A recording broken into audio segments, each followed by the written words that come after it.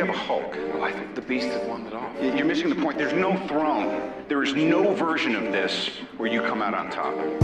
Let me infiltrate the beat, concentrate the heat. If you ain't on my level, fuck it, let me be. I'll be going till it's all in motion, talking killing rappers. Then I hit my quota, and my train of thought is more a locomotive. Talking reason for it, I got locomotives. Used to be on a revenge tip, on a stun on my ex and a friend's tip. I was Spider-Man whipping the black suit. I was powerful, but almost lost Luke. Blurring the line between human and artist. Try not to change, but I swear it's the hardest. I swear when you're up, they turn you to a target. Home was a trip, all I did when I'm talking. So, what it take to be an icon? All in your desktop, so I just might already be one. Might me with the label, it feels on the table one time, but I'm down for a free lunch. Just speaking my heat-seeking missiles of hits, but other than me, I see no heat exist. Yo, gassed up, I'm about to go green, go green, go green. Hulk smash if she know me, know me, know me. Write it to life like I'm Stan Lee, Stan Lee, Stan Lee. If life's about to be a Cold War, I'm the hero that they asked for. Green, I'm about to go green. I'm about to go green. I'm about to go green. Get the fuck back, I'm about to go green. I might begin making a feature Iraq. Cause when I hit your beat, I turn shit to Iraq. Dropping bombs like I'm cursing you out. This your house, then I'm kicking you out. Quiet as a mouse, came in the game, not a word is out that I've been lighting the flame. Shit is potent, don't you know it? I've been flowing steady, growing till they know the name. Saw it ahead of time, knew that I'd get to my losing myself in the view to some window pane. I swear I'm all about peace, I'm a positive person. Wasn't always like that, you know it took me some learning. They asked me how I push a positive light, how I keep my composure through internal fights when addressing the mic through these dark nights. Where the Bruce Wayne, what a trick be. Here's some truth that I'll let free. Bruce Banner of rap if you ask me. When my will to win and the track meet, the secret is I'm always angry. Yo, gassed up, I'm about to go green, go green, go green. Hulk smash if she know me, know me, know me. Write it to life like I'm Stan Lee, Stan Lee, Stan Lee. If life's about to be a Cold War, I'm the hero that they asked for. Green, I'm about to go green. I'm about to go green. I'm about to go green. Get the fuck back, I'm about to go green.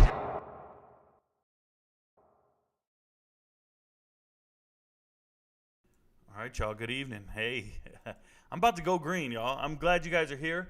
Obviously, we're going to be talking transfer portal. Let me pull it up so you guys can see the window here. It's been a while. We haven't talked transfer portal in quite some time. So I took a couple days off just to relax. If you guys don't remember, I'm telling you now, okay? I am going to be taking a vacation next week, so I won't be coming on my live streams. I'm going to be on vacation from probably the 24th or the 25th until maybe the 30th. I'm going to be out celebrating, doing what I do. I'm going to take the beautiful Kim Jones to Florida, show her a good time. My daughter's graduating high school. Shout out to her. I'm extremely proud. My oldest daughter, Miranda, she's it's about time. Hey, let's get her off the list, bruh, because that child support is real, if I can be real with you guys. But, hey, it's nice to see you guys. I know it's Sunday night. I know the playoff game is on right now, and I don't care. I would never watch a Celtics Heat game. Everybody's trying to tell me these ratings are going to be good because people want to see Jimmy Butler win his first title. And I told everyone, if you guys want to talk about ratings, you know who drives ratings? Not Fanatics. Nope, Fanatics don't miss any games. Fanatics are watching all the games. By the way, the word fan is derived from the word fanatic, okay? So if you're a fanatic, if you're a hooper, a purist, an NBA purist, if you're a fan and you watch every game, you're not driving the ratings. The ratings are driven by soccer moms. The ratings are driven by casuals. And the casual fan could walk past Jimmy Butler right now and they're going to lock their doors. They don't even know he's a famous athlete. They don't recognize that guy. LeBron James, they're going to ask for an autograph. Okay? Have a baby by me and be a millionaire. But Jimmy Butler, the average fan doesn't know who he is. And I mean it. And everybody who's out there telling me that Joker draws ratings, Jokic, they're all BSing themselves. They're all lying to themselves. It's one of the most boring football, one of the most boring basketball players to watch. But more importantly, just a month ago, all these people were lecturing me on how Joel Embiid is the MVP of the league. And we need to stop giving it to this average dude. He's not even one of the top 5 players, all this stuff. And how the narrative has changed. The amount of comments that flood in my videos to tell me that Jokic is the best player in the world and he has international appeal. Where were you a month ago when you were screaming at me, telling me he's just average, telling me he's getting MVPs he shouldn't get, he gets empty stats and blowouts? It's just so funny how the narrative flips when it's the only good story to tell, when it's the only good thing to give. I'm out here to tell you guys, the ratings are going to be terrible. Hey, and this is being recorded. The ratings are going to be terrible. The TV markets of Denver and Miami are expected to carry the NBA. That is absurd. That is absurd. And I'm not talking about the talent. I don't care how good the teams are, who's on the court. None of that is what I'm not talking about the teams. I'm not even comparing the teams. I'm talking about the fan bases. These guys, Denver and Miami, their fan base is a complete minority compared to the Boston Celtics and the Los Angeles Lakers fan base. So the NBA just missed completely. This is how we know it's not rigged. Because if it was rigged, they would want those two teams to win and play each other. I'm letting you know right now. All right. So here's how the show works for those of you who are new, don't know what's going on. We talk sports. You ask me questions, and I give you answers because Rico knows. But in between that, I give you guys updates on the transfer portal. Now, the show ends when there's no more questions. So if you're in chat, start throwing questions. Get them in there early. Start stacking them. I'll get to the chat. Never repeat your question. Just ask it once. I'll get to it. But in the meantime, let's go talk transfer portal for a little bit. We'll touch on it. Hey, before I really deep dive into the transfer portal, there was a big race today. Christian Coleman, Noah Lyles, 2 of the fastest men on the planet Earth. They race one another. Now, there's another guy out there named Fred Curley, and I think he ran a 9.88 in Japan. But these guys are racing. If you guys aren't track fanatics, you're going to be by the time I'm done with you. I'm just letting you know right now. I'm just letting you know. All right? But anyways, let's go look at this transfer portal. I haven't touched it in a few days talking to you guys, and we need to talk. So the first guy is Miles Fleming here from Minnesota going to Ohio. If you didn't know, Minnesota's offering everybody in their secondary. Minnesota's offering everybody in their secondary. They've been looking for defensive backs because they lost Miles Fleming. Because they lost a ton of players in the transfer portal. And PJ Fleck is just trying to find the right guy. So he's been sending out, and he got 2 starters. Okay, he got Bride from Georgia Southern. And he got another kid to come back home. What's his name? I can pull it up. Forgetting the kid's name. He got another guy to come home. It'll come to me. But the point is, Miles Fleming is one of these guys departing. He's from Ohio. This is an Ohio kid. Played mostly special teams, but in high school he was a quarterback and a corner. And he's an athletic kid. Now, the only school that offered him outside of Minnesota was Miami of Ohio, a MAC school. So I thought he was going to go to Miami of Ohio. Going to Ohio makes sense. He's from Ohio. The Ohio Bobcats won 10 games last year. They have a great team coming back. And this is depth. This is a player. This is an athlete. Had they kept him home the first time, it would have been newsworthy. They would have been talking about it. So Miles Fleming going to the Ohio Bobcats, great get for them. Shout out to them. Markevious Brown. Markevious Brown leaving Ole Miss, going to Purdue. First thing I want to say is Markevious Brown played a lot of football at Ole Miss. And when I say a lot of football, he played just as much as that Davison Ngbino's son, the guy who transferred to Ohio State. They both played about the same amount. But everybody talks about the 4-star going to Ohio State, and nobody even paid attention to this move right here. But Brown going to Purdue makes sense to me. Number one, his defensive coordinator, Ryan Walters is the defensive coordinator, moved over from Illinois. Now he's the head coach at Purdue. These are the guys that developed Witherspoon. These are the guys that developed the Brown brothers into draft picks. So Markevious Brown, high school ball, he's from Florida, played high school ball at IMG, 3-star guy. And those IMG kids, sometimes they get too many clippings. Sometimes they get their praise and they get too many stars and they can't really play football. But Brown can play football. So for him to go from Ole Miss to Purdue makes sense.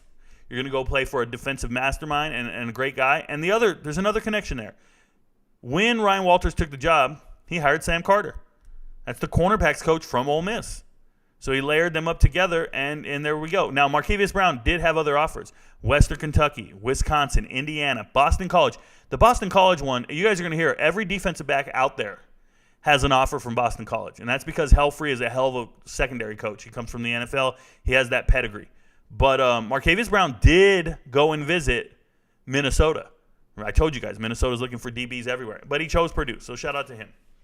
I'm going to get to the chat here in a bit. You guys sit tight. Chance Morrow. I always do 5 guys, and then I get to the chat. Chance Morrow, 6'6", 100. I think he's like 180 pounds. He's so skinny. But Chance Morrow was at Louisville. Remember, he was there with Satterfield. And this is very telling to me.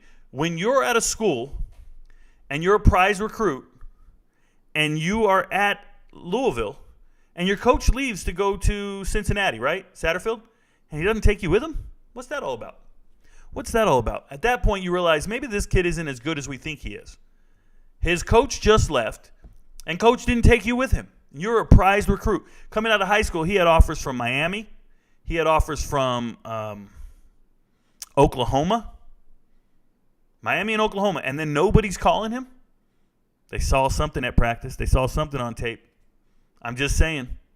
So now he's got offers to Charlotte, Austin Peay, East Tennessee State. Shout out to Eddie George. He had a BYU offer, but Texas A&M Commerce. It's just he didn't have good offers. North Carolina A&T, Rhode Island. So he goes to Buffalo. Now, he's going to get a chance to play at Buffalo. They need receivers. But that's my point is some of these young men coming out of high school have Power 5 offers. And then they get to college, and word gets out, hey, that guy didn't deserve that Power 5 offer. He couldn't really play football. And Chance Morrow is one of those guys that's going to have to prove himself at Buffalo. But he's no longer at Louisville. And it's just a damn shame that the coach recruited you just less than a year ago. Probably gave you a bunch of broken promises in your living room. You commit to him, he leaves, and then he doesn't give you an offer at his new school. You're not good enough to play at Cincinnati, Chance Morrow. So now you're at Buffalo.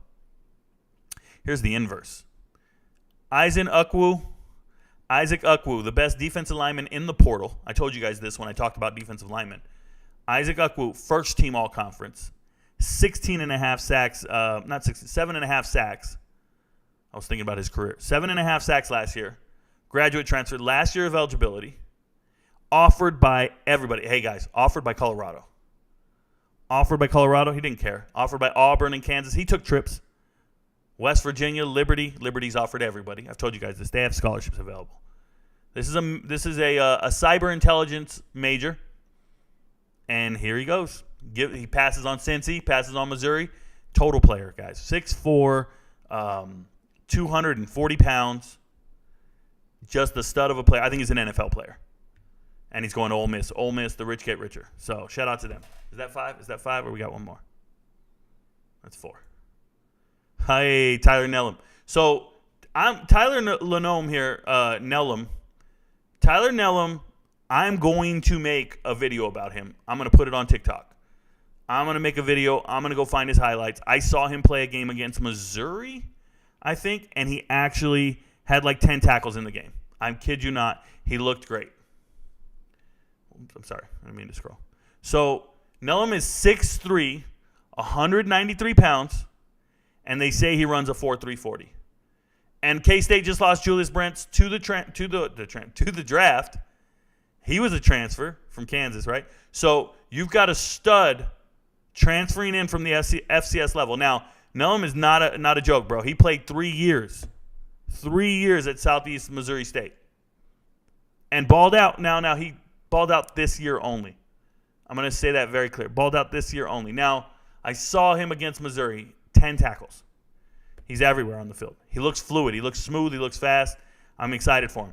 All secondary spots are open at K-State. Both corners, they run 3 safeties. They're all available. There's no starter name. So I don't know where Tyler goes, but he's going to see the damn field. So shout out to him. If you guys didn't know, in high school, he played at Dutchtown here in Georgia. Okay, his high school teammate, Will Anderson Jr. I'm watching Will Anderson. Everybody's talking about him here in Georgia. I'm watching the film. This kid is fast, blazing fast on the tape. Blazing fast on the tape. He had offers to other schools. He had offers to Louisville and Virginia Tech. And I don't know. And you know how I always tell you guys, when you get offers from some of these Power 5 schools, don't take it. Because you got to be realistic about your playing time. Go somewhere else where you know you get to play. I think that's what happened. And look, Louisville, new coaching staff. Virginia Tech, new coaching staff from when he got his offers.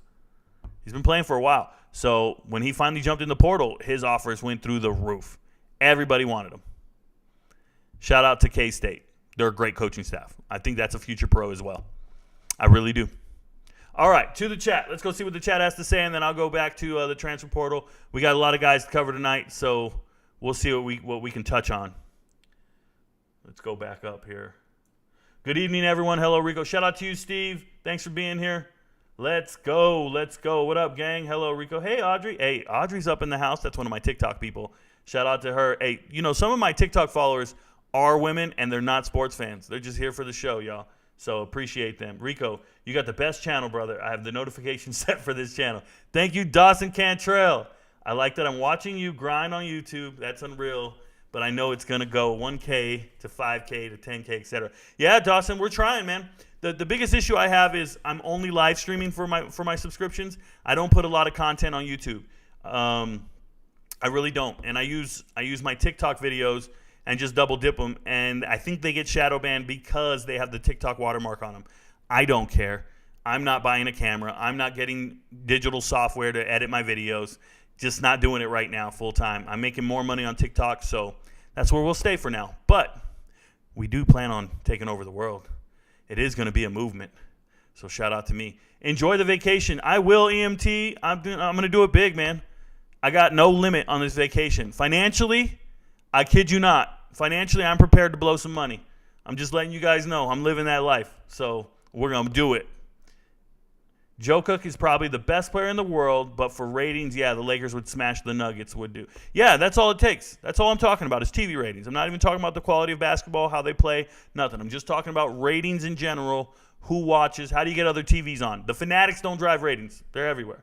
Just subscribe. Boomer Sooner. Eagle Lifer, shout out to you, man. We got Oklahoma fans in the house. Boomer Sooner. I used to know this guy from Oklahoma, and he named his dog Boomer. Yep, shout out to Pat and Michelle. They're a married couple. Some good friends of mine, and his dog's name was Boomer. Here's the problem. When you hear a dog and its name is Boomer, and it's a damn Chihuahua, that just doesn't go together, bro. When he told me, I got a dog named Boomer, I go to the house, I'm looking for Beethoven, bro. I'm looking for a meat eater. Instead, I got an ankle biter by the name of Boomer. It's a little Chihuahua. It was a little rat, bro, a hairless rat running around the house. Like, what is this? Looked like a snack for Ash because I got a real dog. Ole Miss has picked up some nice additions lately. Matt, it's true, man. Ole Miss is dominating the transfer portal in the spring, and this is why they call Lane Kiffin the father of the portal. And he's doing it in a ruthless manner. He does not care who's on his roster. He does not care if they got 5 guys in the front 7 in the winter. We're just going to keep upgrading and keep upgrading. It's my job to put a quality team out here. That's what I'm doing. They're this close to beating Bama last year. And Bama had a Heisman Trophy winning quarterback. Bama doesn't have that this year. I see Ole Miss beating Alabama. Get at me. Rico knows. I said it first. I see Ole Miss beating Alabama, along with about 3 other teams, just so we're clear. Hey, Rico, not sure if you're a boxing fan too, but if you are, how do you feel about Loma Haney fight last night? First and foremost, Jordan Smith, I've never watched a boxing match in my adult life. I watched them as kids. De La Hoya, Fernando Tatis, or not Tatis. Who was it? Vargas? Fernando Vargas. Who was the other guy? Who was the other Puerto Rican dude? There's a Puerto Rican guy. I know there was Fernando Vargas, Tito something. No, that was Tito Ortiz. What was that other guy's name? It doesn't matter, man. De La Hoya, Chavez, and all them other dudes. Thank you for the tip there. I see it, brother. I don't remember who the guy was. Trinidad. There it is. Look at that. It just, boom, Rolodex. Either way, no, I would never watch a boxing match today. I don't understand why they don't kick and do takedowns. I don't know what's going on. Boxing is very boring to me. What happened to Sean Washington? Rick Anderson, nothing happened to Sean Washington. I told you guys he is not a good football player. I told you guys stop bringing him up. This guy does not move the meter for anyone. Just because Georgia made a mistake and put a damn G on his helmet, and you guys all think he's associated with a national championship team. This is not a national championship player. This is not a good player. I've told you guys this many times over. Stop talking about Sean Washington. I talked about it. I literally say that every time you guys write his name in the chat. I haven't changed my tone. No one's getting excited for that man. Is Tham. I don't know what that means, Dougie Fresh, but 6 minutes. 6 minutes, you're on. Off topic, but you just had to say your video on the NBA Finals rating tragedy was great. Thank you so much. I appreciate you, Seth. Can you imagine being that comment section did not pass the vibe check, y'all. That comment section, they're not it, bro. The whole section goes in there and just starts attacking me, saying what a terrible take it is. Do they not understand that the take was the NBA ratings are going to go down? The take is not these teams suck. The take is not this is not good basketball. The take is not the Lakers and the Celtics are better. That is not the take whatsoever. The take is these two teams that are playing, it's pretty exciting shit for their families. You know who's excited Jimmy Butler's going to get a ring for the first time? His family. There's no casual fan out there going, man, I really hope Jimmy Butler wins a ring. They don't know who Jimmy Butler is, bro. I saw him in traffic one day. I cut him off. He looked like a normal person who couldn't drive. 1 second.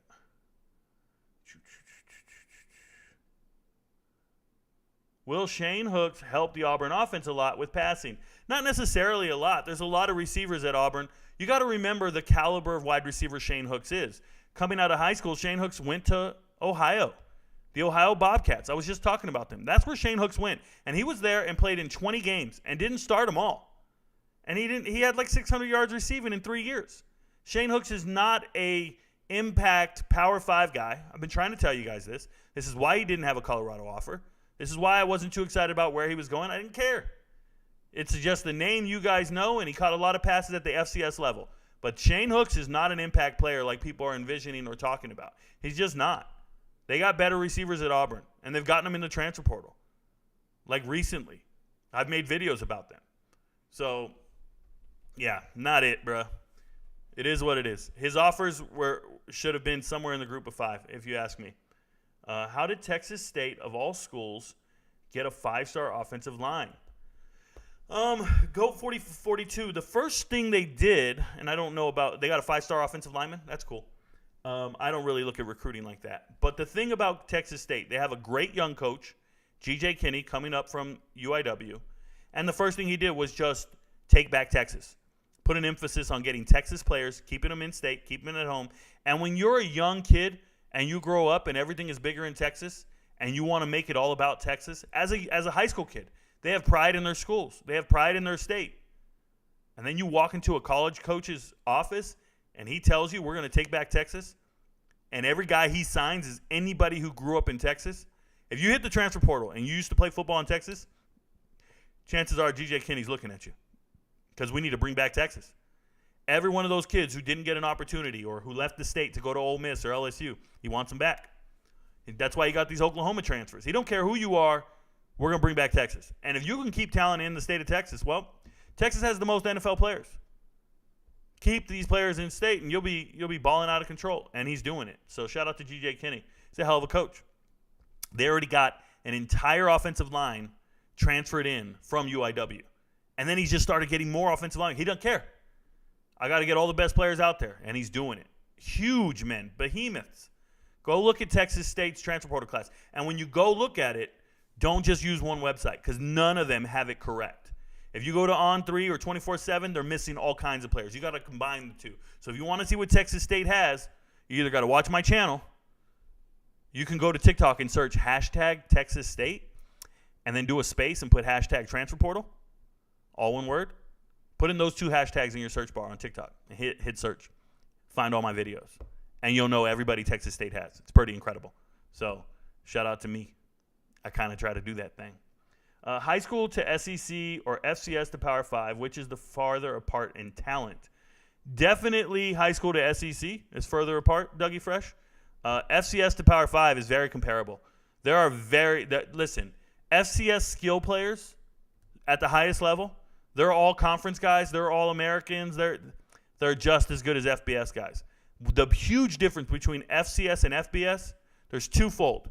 Number one, FCS teams only have 63 scholarship players. FBS has 85. So there's a 22 scholarship difference there for depth. Okay, and it shows on the field. There's not as much depth because you only have 63 scholarships at FCS schools. Secondly, FCS offense and defensive linemen are so much more skilled. FBS, I apologize, are so much more skilled. But the skill players, it's like when you watch March Madness and there are those mid-majors. They all got point guards. Everybody's got good guard play because you can find anybody anywhere that can dribble, move, run. You can find all that. But only a few teams have really good big men. And it's usually Division I major teams, right? It's usually those Big 12 and Big 10 and Big East teams. And it's so people need to understand the same thing in football. You're going to find wide receivers, corners, running backs, even quarterbacks. You're going to find all those guys at the FCS level. There's just as many, just as good. There really are. There's elite level players down there. And then you got to find linemen. You're going to find big kids in the FCS level, linemen. They're not nearly as athletic or skilled. And that's the difference. And that's, there's not enough to go around. It's hard to evaluate them, hard to develop them. So that's the only major difference when I watch tape on FCS, FBS. Trust me, a receiver at FCS level is just as fast as a receiver at the FBS. They really are. You'll find a 4.40 out there. It's very easy to translate the skill position players, 100%.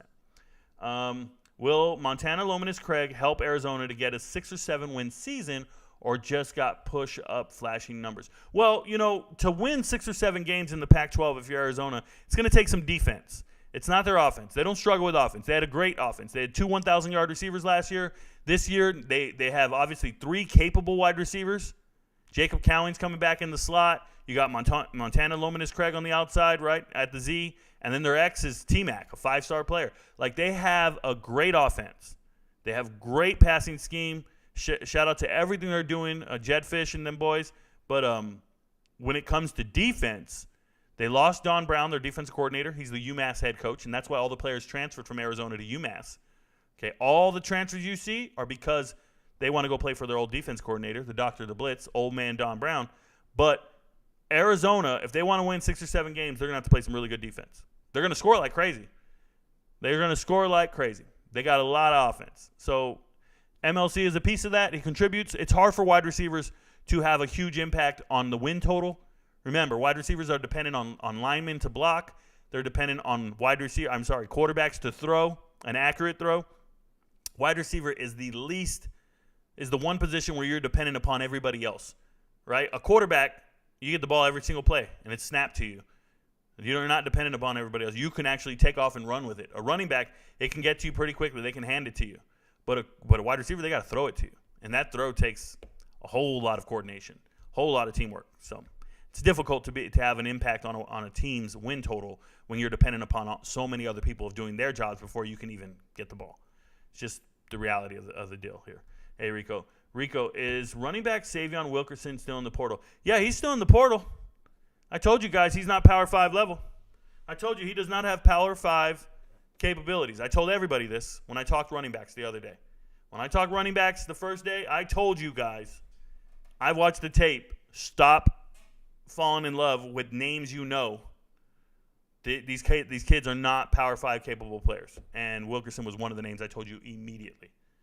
Very clear. I looked at the tape and said, oh, no. No, he's not even demi-sumo. He's not anything. Like, he's just not impressive. And hence him not being at Colorado or with any team right now. I say he's FCS caliber. Watch. Washington Huskies, Penix Heisman. Okay. I'll believe it. If they win all their games. NASCAR All-Star race is on. Steve, don't do this. I've never seen a NASCAR race in my life. Mike, thank you for the $10, brother. Every dollar counts, man. Thank you. Who are the 3 teams you have beating Alabama? The 3 other teams. I have Alabama losing a bunch of games, bro. Tito Trinidad, there it is. Hector Camacho and his son. Felix Trinidad, nicknamed Tito, yep. Wilfredo Gomez, no. I don't know Wilfredo or Benitez. I don't even watch those guys. Rico is the info GOAT. Thank you, Devon. I appreciate you, brother. Have you already talked Shane Hooks? If so, I'll scroll back. You can scroll back. I haven't talked to him yet, but there ain't much to say. You think Jimmy is Michael's long-lost son? Jimmy is Michael's. Who's Michael? Who's Jimmy? Who's the Jimmy I named? Who's Michael? Michael Jackson? Jimmy Jackson? Michael Johnson? Jimmy Johnson? I'm confused, Steve. Oh, Jimmy Butler and Michael Jordan. Oh, it just hit me. Jordan Jr. No, Michael Jordan's kids got all of Michael Jordan's sons got his DNA, and they can't play basketball.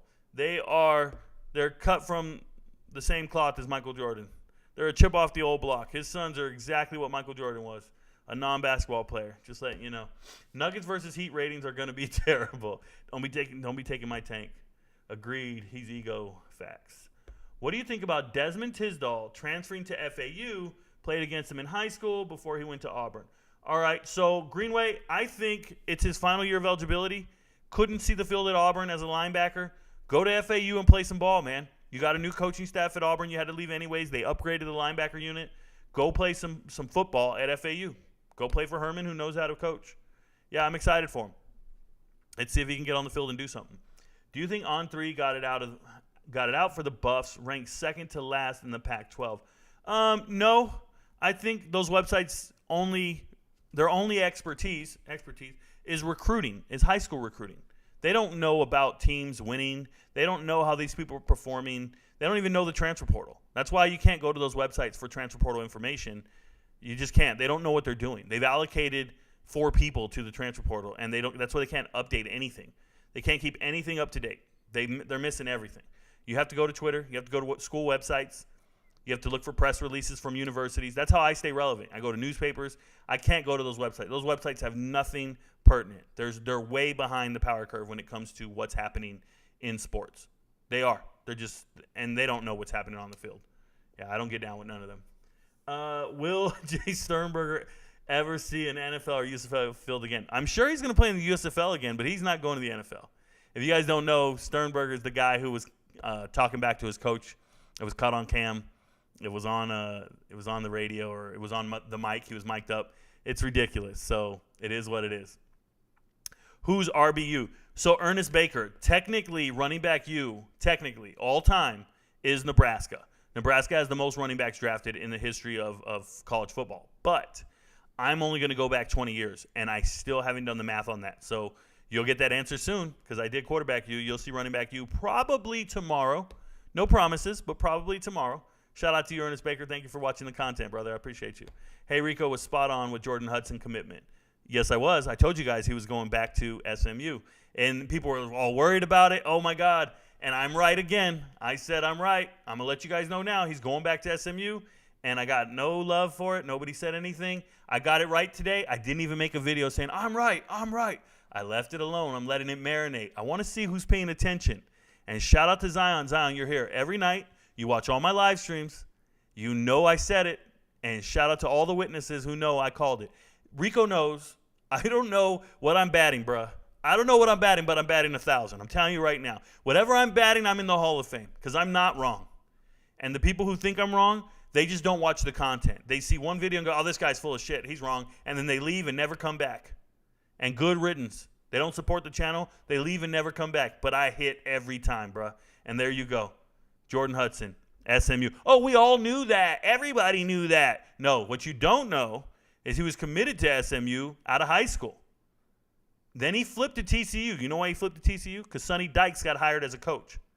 Sonny Dykes was the head coach at SMU. He followed Sonny Dykes to TCU. That's why he did it, and nobody wants to talk about it. But there's another thing nobody talks about, and that's Chase Biddle. Chase Biddle is a safety at TCU. Chase Biddle and Hudson were high school teammates. They both flipped when Sonny Dykes got hired from SMU to TCU. They both flipped. You wouldn't know this if you're just starting to follow the transfer portal in the last 3 weeks. You wouldn't know this if you only look at the players the way they do. I've been doing this for years. I know every player, every move. Chase Biddle and Hudson both flipped from SMU to TCU. And Hudson said, no, man, I wanted to just go to my local school. I just wanted to go to SMU. I'm going back. Biddle stayed. He's still at TCU. But as soon as I saw him hit the portal, I knew exactly where he wanted to go. He wanted to go back home, go back to the school that he was originally going to go to. But his buddy talked him into it, and, obviously Sonny Dykes talked him into it. Good coach. But thank you very much, man. I was spot on. Appreciate you guys.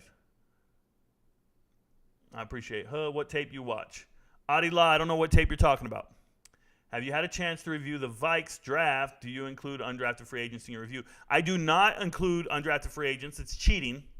I can do undrafted free agents separately after the draft, after all the draft reviews. But it's cheating because then you want me to give a positive grade to a team that tanked the draft really hard and did terrible, but I agree with some of their offseason moves. Nah, I'm just going to look at the draft only.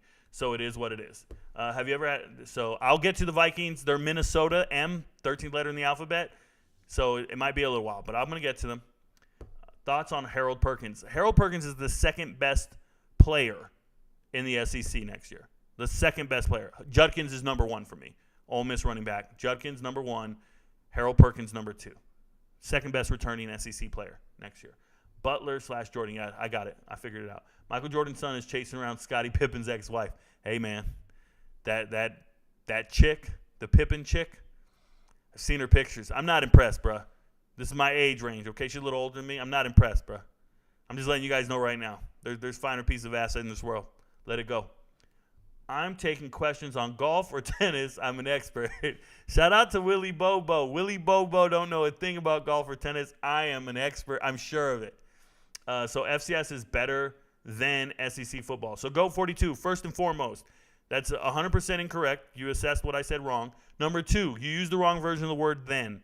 You just told me that FCS is better. If you're comparing two things, THAN. Anytime you're comparing two things, THAN. Shout out to you, big dog. I was stating facts. Nebraska's looking pretty good. Pretty good shape already. Yeah, I thought they're going to win 7 to 9 games this year. Matt Rule takes some time to get the ball rolling, but I like what Nebraska's doing. Why is Arkansas State so bad? Because they have Butch Jones?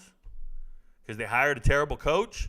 And he's sitting there with his name and he's not doing much? No, it's difficult to be relevant at Arkansas State. Number one, you're a little brother in your own state. You're in a very difficult conference in the Sun Belt, and you're going to lose players to the transfer portal. Now, when you lose your best players to the transfer portal, anybody that you hit on recruiting, anybody you developed, you lose them. I don't want to hear about it if you're an FCS school or you're a Group of 5 school. Go grab some of these flops from the Power 5 schools. Go grab some of these kids. Arkansas, every kid leaving Arkansas should want to go play for Arkansas State. You got to learn how to recruit the transfer portal, and they don't do it well. Arkansas State, they did get a lot of transfers, though, but they lost so much. And then when it comes to the games, Butch Jones leaves a lot to be desired. 3 wins back-to-back years, he should be fired.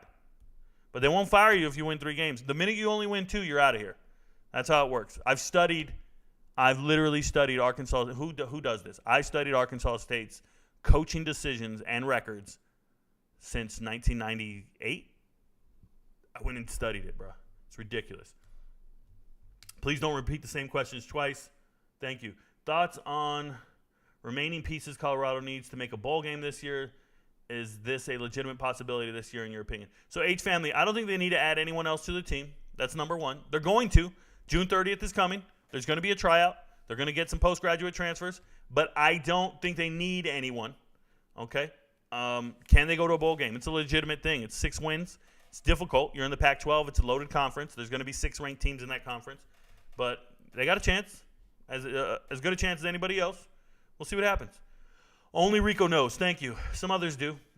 So if you followed that coach, why did he transfer back to SMU? So if he followed the coach, why did he transfer back to SMU? So Zion, sometimes you just want to be closer to home. Sometimes you want to go play for a different team and a different perspective. And I think Rhett Larson is offering some real money at SMU. I think there's some bags out there at SMU. The way SMU attracted transfers this offseason, I think it's NIL driven. Okay? Another thing. Jordan Hudson used he played in every game this year. He did not redshirt. You play in every single game, only 14 receptions? You're underutilized at that point. SMU needs receivers. Even though they signed all kinds of dudes, all they got was Joker Brinson, right? Romello Brinson from Miami. They didn't get a lot of receivers in the transfer portal. They need guys. And when you look at a guy like Rashee Rice, go drafted in the 2nd round and be a target, you want that guy. You want a Rashee Rice. You want to fill in that spot. And if you get told, hey, man, you can come fill in for Rashee Rice, holy smokes. That's so much better than playing at TCU where they're bringing in JoJo Earl from Bama. They're bringing in receivers like you're not here or like you don't matter. I told you guys, when you're at a school and they keep recruiting dudes at your position, Like, you're not there? That's the problem, bro. But 14 receptions, 174 yards, 3 touchdowns, that's not enough. For Jordan Hudson, that's not enough. He wants the ball more. He's probably going to get it. And SMU's probably paying, bro. SMU's paying. And he's got a lot of loyalty to a program he grew up near. Trust me. Garland, Texas? What's the distance from Garland to SMU? Somebody look it up. Somebody look it up. Please don't repeat the same question or you'll be muted. Want to know what it takes to be a head football coach? Go look at Sonny D's path. Yeah. Oh, it's long. Who has the worst uniforms of all time in college? I don't know about all time, Chris McCray, but currently it's Ball State. I do not like the letters on Ball State. They're very boring, and the uniforms look terrible. Currently it's Ball State, but I don't know about all time. Consistently, Alabama's an awful-looking uniform, if I'm being real. An awful-looking uniform. Looks like they got period blood on their helmets. Like, I don't know. I don't like Alabama's uniform. Looks boring as hell. Shout out to you, Rico, for being on top of the Chance Main situation. A lot of other so-called channels were pulling stuff out of their thin air. Sean Camp, I'm telling you, if you guys can spread the word, there's only one channel in this world that's accurate every time. There's only one, and it's me. And that's the reality of the situation. So shout out to you for watching. Thoughts on Jackson State wide receiver to Auburn? You talking about Shane Hooks? I already talked about it. Cool. He's all right. Larissa Pippen got some mileage. Yeah, she does. Please don't repeat questions. Thank you. Will Billy Napier get fired if AR-15 be great in the NFL? I don't think it has anything to do with Billy Napier.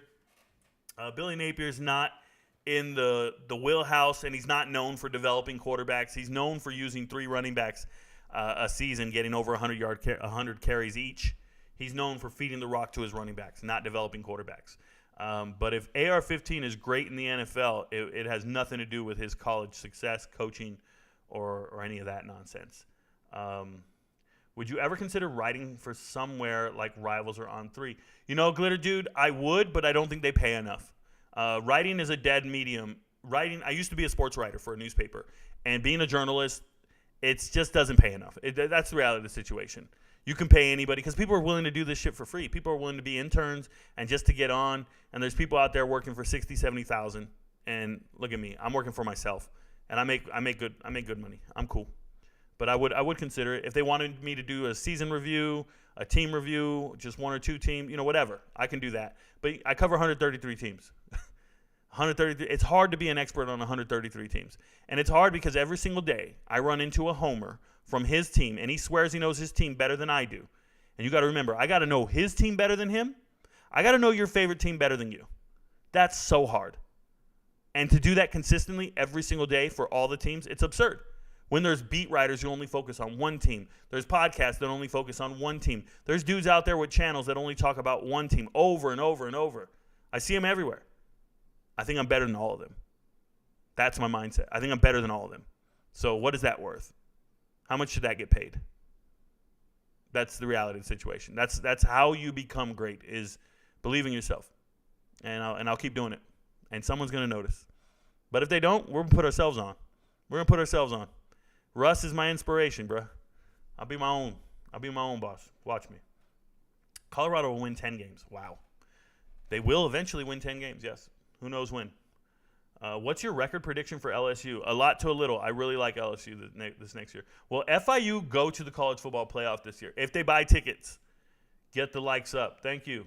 LSU is another one of my all-time favorite teams. There you go, Mike. Texas NIL money is ridiculous. Everybody's NIL money is ridiculous. It's a little absurd. It's more than you think. This is so interesting. Appreciate the education. Hook, sit down, take notes, bro. If y'all don't think SMU can make a payroll, you may just start following. Yeah, they don't understand. The Pony Express is in full force. I wanted to see my Packers draft Rashee Rice. I'm good with Jalen Reed. I love Jalen Reed. I like Reed more than Rice, but yes, both are good. About 20 minutes. Okay.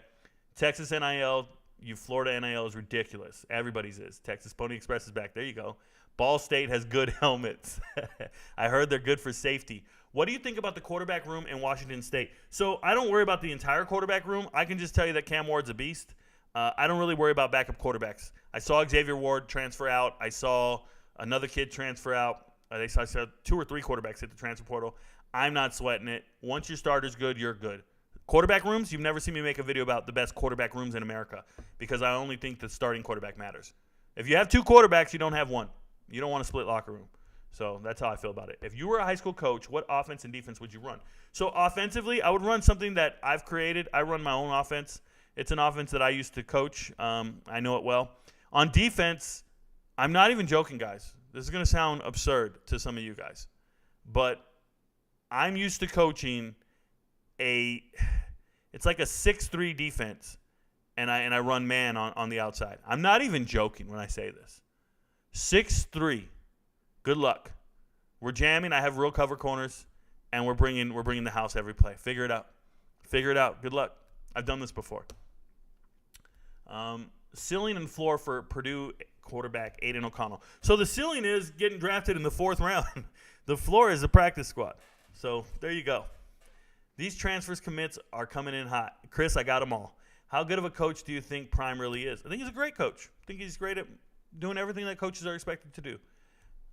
Do you see Colorado Buffs' new additions, Travis Jay or Brandon Gant, being starters on that defense? Yes. What would you do about Shiloh? Get him a new car? I don't know what to tell you. Like, you guys want me to assess these players for being bad, and you need to let them just compete, and the starters will come out on the field. But in college football, you're going to see 8, 10 different defensive backs on the field throughout the season. So it doesn't really matter who the starter is, who's second string, who's the first one off the bench, who they use in nickel position. None of that matters. These kids are all going to play. They all got to be good when they get on the field. What's your favorite 30 for 30? Oh, wow.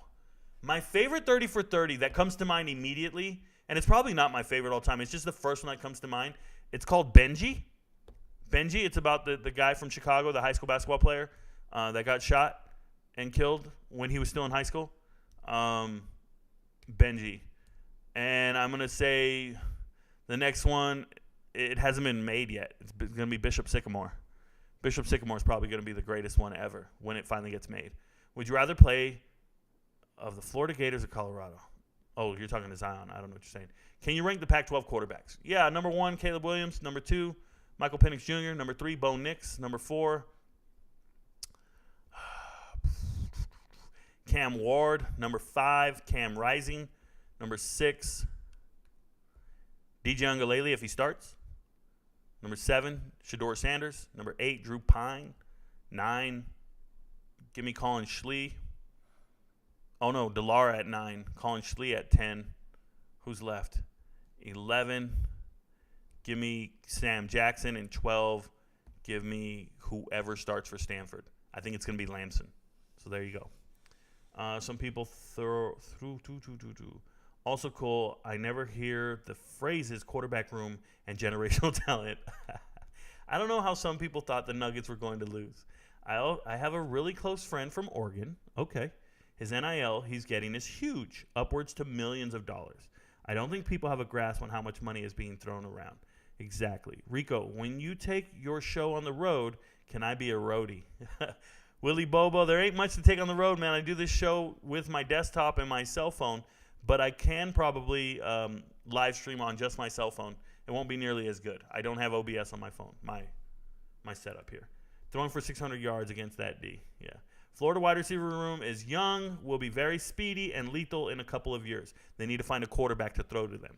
You can run really fast routes, and they're going to transfer. If they're very speedy and good, they're going to transfer if they don't find a quarterback soon. The Florida documentary from 2008 is going to be amazing. Hey, probably. Why does everyone think Florida is back for some reason? I don't know. Can you rank the SEC quarterbacks?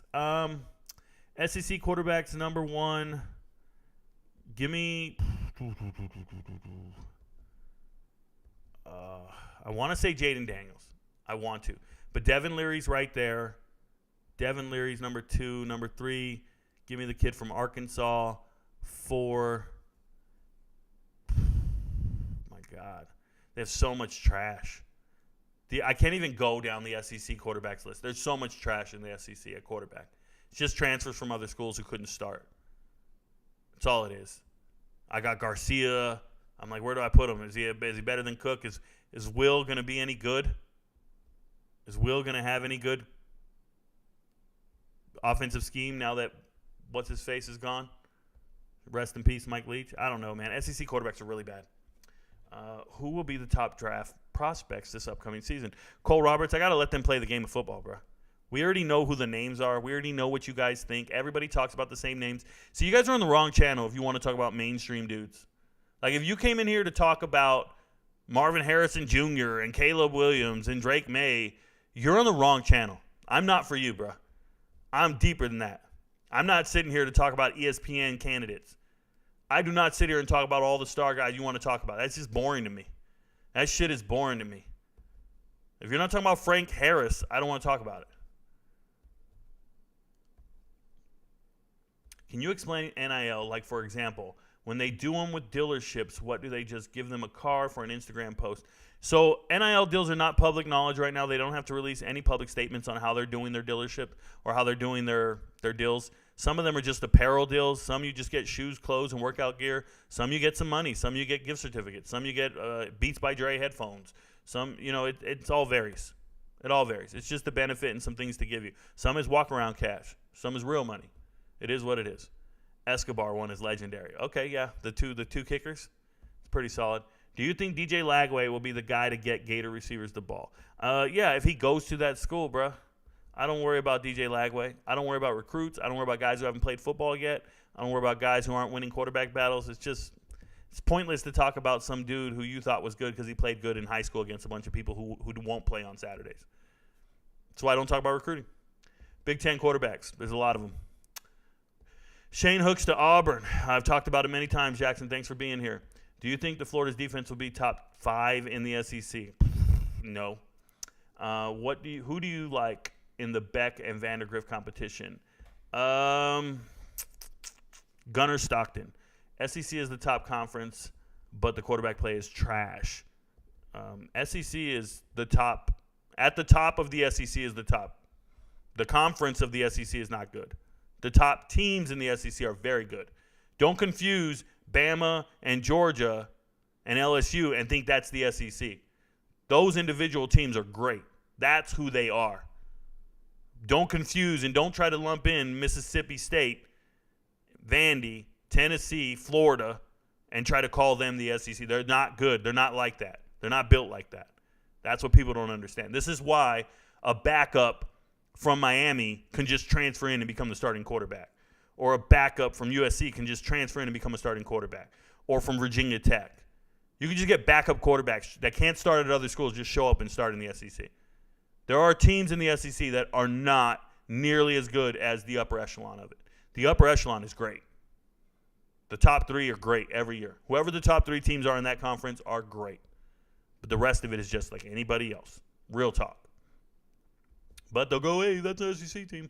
And then you'll just watch them get blown out in a bowl game, and everybody will go, well, it didn't matter. They didn't want to win that game anyway. They didn't want to be in the top 25? They didn't want to win? So they can go into living rooms and tell these high school recruits that they were a top 25 team or a top 10 team or a top 15 team? It matters. And they look absolutely terrible. Rourke from OU is frightening for the MAC. I think he's a beast, bro. Rourke from OU, Ohio, guys. Ohio Bobcats. Rourke is a beast. Thoughts on Malachi Singleton, freshman 4-star quarterback for Arkansas? So, media, LJ Too Lit Media. I really like the question. So let me put it to you like this. Malachi Singleton is one of these guys. He's about 6'2", 230. He's one of these kids who hit puberty before everybody else. As a sophomore, right? As a sophomore at North Cobb, you see him. And you go, oh, my God, this guy is amazing. This is a man amongst boys. And he's on the field just stomping everybody out. He starts getting all these transfers to come in and want to come play with him. Receivers from everywhere. People are transferring in to come play with him. Right? And then what? He gets injured his senior year.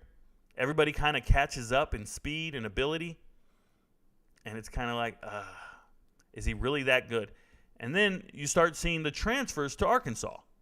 So I love Malachi Singleton when I first saw him. First 2 years, I was still like, yo, this is one of the best quarterbacks in America. This is one. How is no one talking about this kid? And then I'm like, okay, he's going to Arkansas. Okay, cool. But then I see Criswell transfer back to Arkansas. It's like, okay, so Jacoby Criswell is going to be the starting quarterback after KJ Jefferson, right? And you start thinking, well, when is Singleton going to get on the field? He better be ready to redshirt.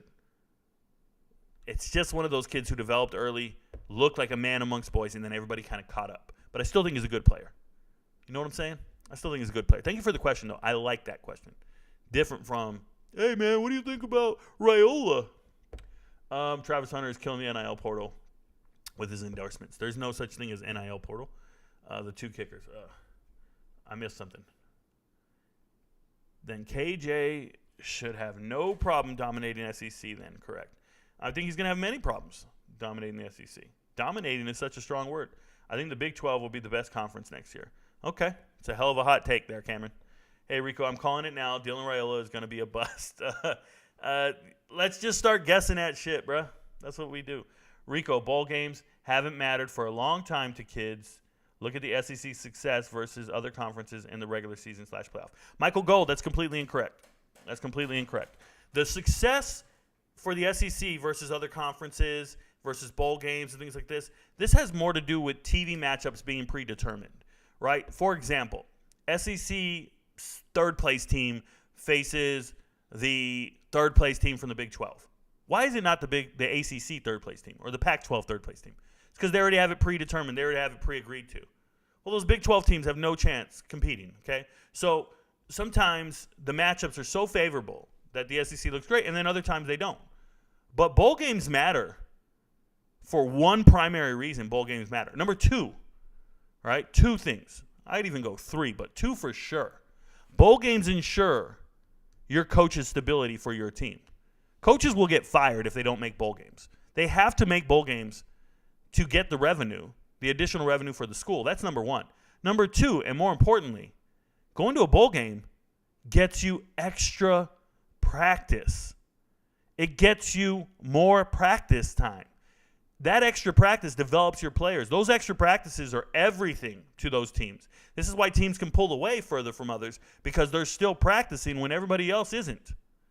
Practices matter. The extra revenue matters. Getting to a bowl game keeps your coach locked in at your university. Therefore, when you commit to that school, maybe your coach has stability and sticks around for more than 4 or 5 years, right? And maybe your coach doesn't get fired, so you don't have a new offensive coordinator every year, new defensive coordinator. This impacts productivity. This impacts development. This impacts production on the field, right? People need to understand the ramifications of not going to a bowl game are immense. The only saving grace for the SEC is they have so many agreements, because they have 14 teams, that the money gets shared regardless of what happens. And this is why the ESPN advocates for 2 SEC teams in the playoffs every year. It's because the number of teams that qualify for the playoffs increases the revenue for the conference. Therefore, your recruiting budgets are increased. Your profit margins are increased. So, and when you are ESPN and you've invested $2 billion into the SEC, you want your investment to go well. But don't get it twisted. Bowl games matter more than you can ever imagine. Here's the other thing. When you lose in a bowl game, you're out of that final poll. You drop in that final poll hard. And guess what? ESPN could just turn around the next year, push out their FPI rankings, their football power index, and ignore the bowl game and just be like, oh, it didn't happen. Like Florida didn't just lose 30-3 to Oregon State, lose 20 guys in the portal, 30 guys in the portal. Lose guys to the draft, but they're going to ignore it all? And then you see the next poll, and Florida's in the top 25, and Oregon State, who smashed them 3 months earlier, 4 months ago, Oregon State beat the brakes off of Florida. What has happened since then? All those guys left. Florida hasn't gotten any better. And they're magically back in the top 25 ahead of these teams. The preseason poll is a crime, bro. Preseason poll is a crime. Bowl games are not going to allow media markets to ignore these propaganda media producers. Liz, let me tell you something, man. If Fox had its own show, if Fox had a Sports Center equivalent, if they had a show or a poll that they could influence, if there was a Fox Power Index poll, and they could put Pac-12 and Big 12 teams to the top because that's who they have their TV contract with, starting next year, the Big 10 has their TV contracts with them, then they could influence polls. But ESPN has way more pull, way more leverage in this regard, and they're influencing generations of kids. They're influencing high schoolers to go to those schools. They're influencing voters and committee members. It's propaganda, bro, at its finest. It's the greatest propaganda. They might as well be dropping leaflets from the sky, trying to tell you that Ole Miss didn't get the brakes beat off of them by Texas Tech, that Ole Miss didn't belong on the field with Texas Tech. But when you look at the preseason poll, Ole Miss is worlds ahead of Texas Tech. Happens every year. It's an uphill battle for these teams. It used to happen to Boise State every year. Boise State would go undefeated, move into the top 10, and then the next year, they wouldn't even be in the poll. They'd have to go undefeated again to move to the top 10. But whatever we do not let them in that top 5. Do not let them in that top 4. We got to keep them out of that. Keep them out of it. And last year, they almost did it. They almost bamboozled the world. They didn't want Ohio State in that game. They didn't want Ohio State, Georgia. They wanted Alabama. They wanted to ensure an SEC team in the title game. This is boxing promoters' worst nightmare, bro. Boxing promoters make sure that they get their opponent, their guy, the right opponent, to make him look great and undefeated. ESPN is a promoter. They got to get their guys in. They did it one year. They convinced the world Cincinnati should be the 4th seed, so they play Alabama.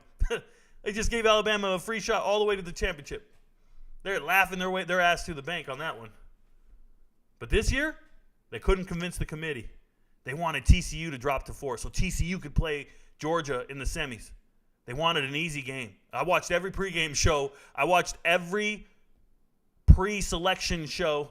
And they're like, TCU did lose. They got to drop to 4. They got to drop to 4. I hope the committee doesn't keep them at 3. They got to drop to 4. They were praying for TCU at 4. And shout out to the kid who missed the kick. Miracles happen, brother. Miracles happen. But it doesn't change the fact that ESPN is out there advocating for their investment. Shout out to them. But bowls matter like crazy. Bowls matter for the development of your players, your coach's stability, and revenue sharing for your conference. They really do. And the kids who sit out the bowl games, more power to them. They're also not on your team the next season. Like all the kids who jumped in the transfer portal, everybody's like, well, Florida had 20 guys miss that bowl game because they had 20 guys in the portal. They're not opting out. They're no longer on your team. The team that went on the field that lost 30-3 for Florida, that's your team, bro. That's your team. There's nothing magically falling out of the sky. There ain't a bunch of dudes on your team that didn't play. There's dudes who didn't play because they went to the league. There's dudes who didn't play because they hit the transfer portal.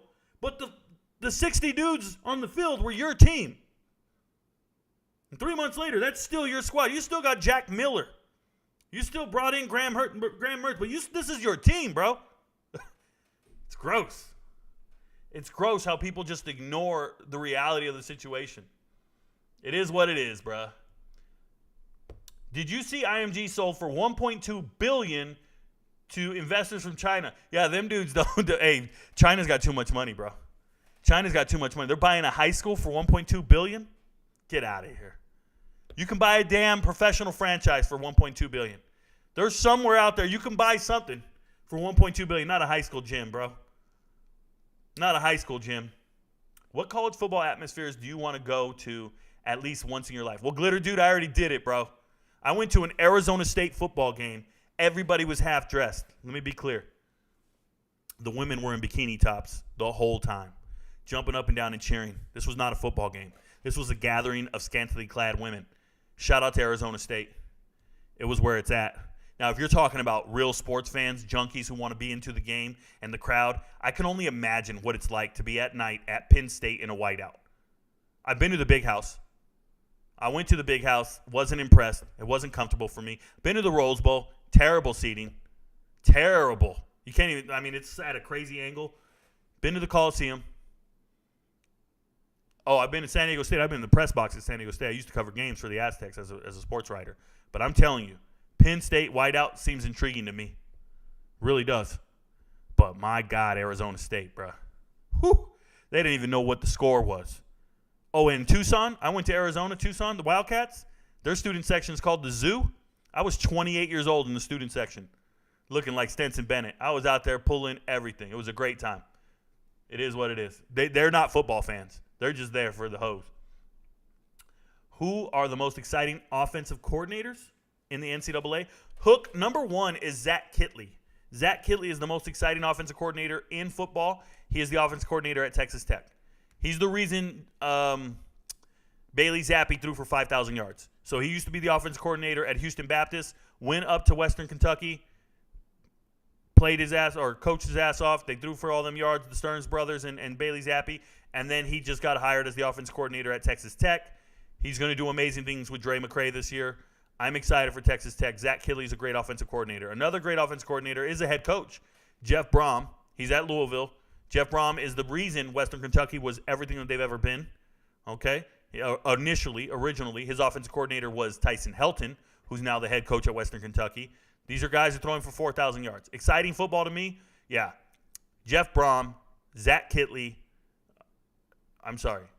Tyson Helton, and then maybe number 4, I got to go to Lincoln Riley. Lincoln Riley, undeniably, he's there, brother. So those are my top 4.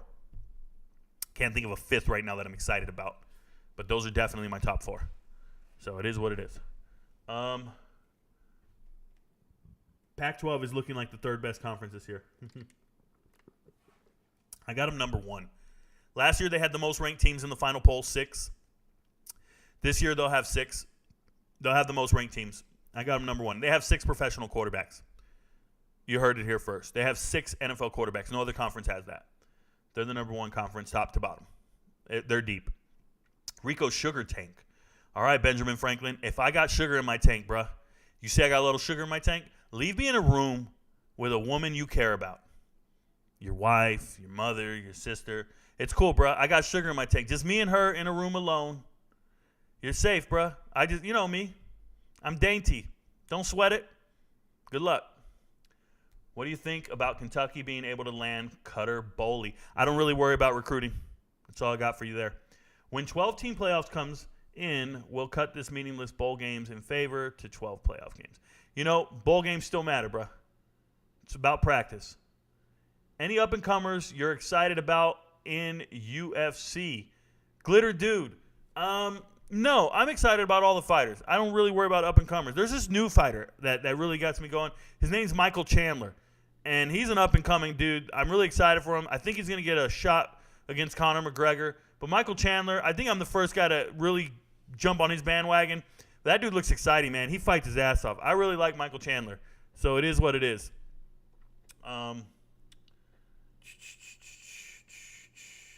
Thanks for the input, G. Played at North Cobb from 15 to 19 with Singleton's brother. There you go. He's no Darren Waller or Chandler Wooten, but solid nevertheless. Hey, shout out to you, man. I had no clue. Ain't it crazy, media here, Too Legit to Quit or whatever your name is, man, LJ? Ain't it crazy that you asked me a question and I'm knowing the high school. I'm knowing what he's been doing. I'm with you, man. It's hard to know everybody. It's hard to know everybody. Pause.